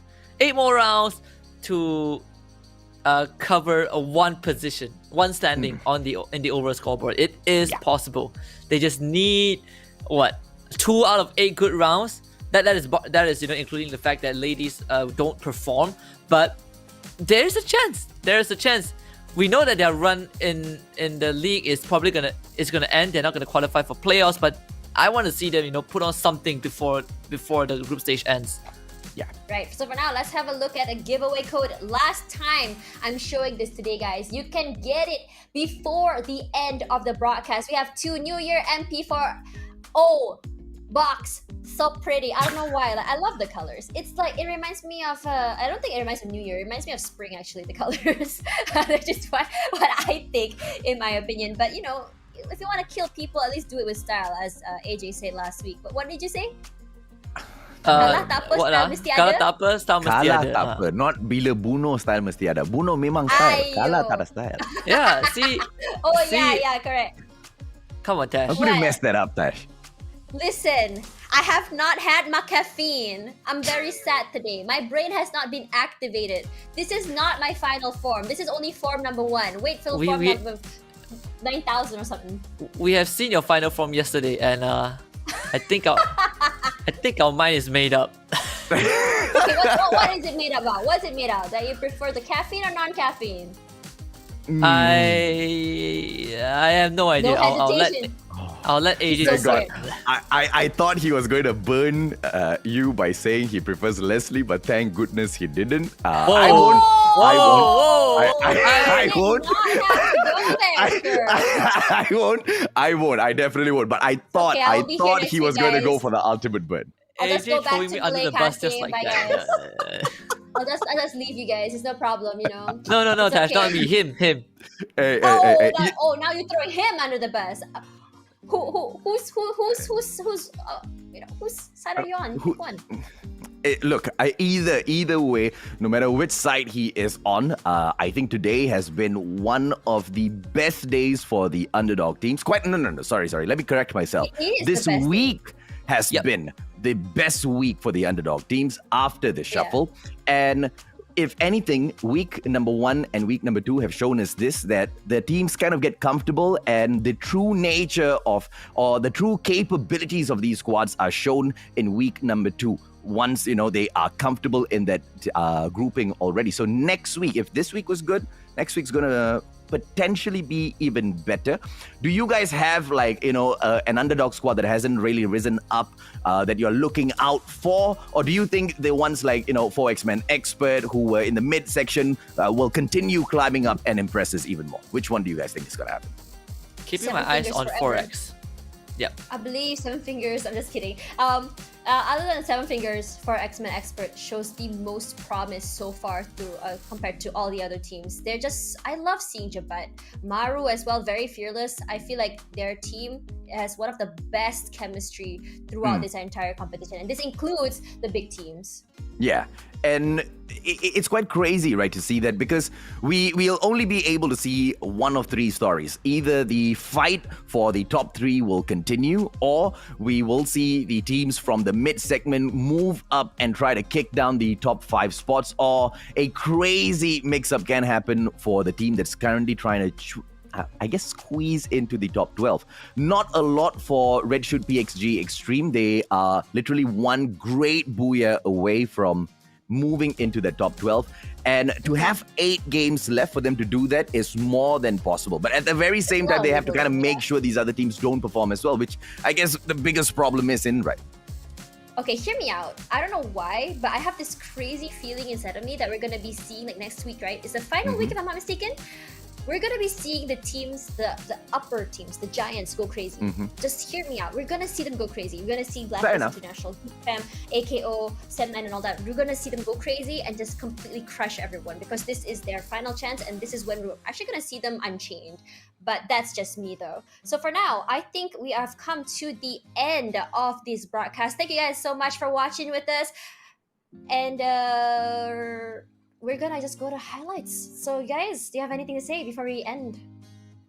You can see that your caffeine has ran out, so yes. I'm I'm excited for week 4. What are you talking about? Okay, week 4, I'm gonna have to bring some extra caffeine. So for now, we're gonna go. I'm Tash Money alongside AJ and Husky, and we'll see you guys next week.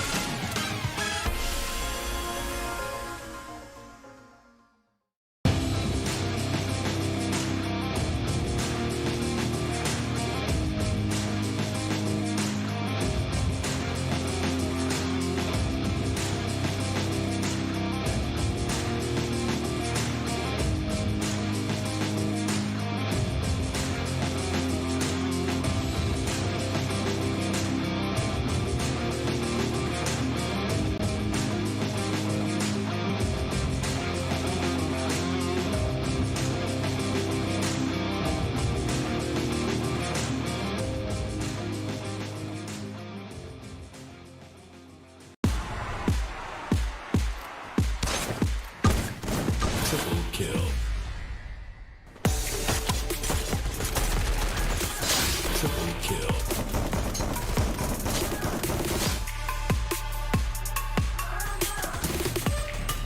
Terry kill. Triple kill. Terry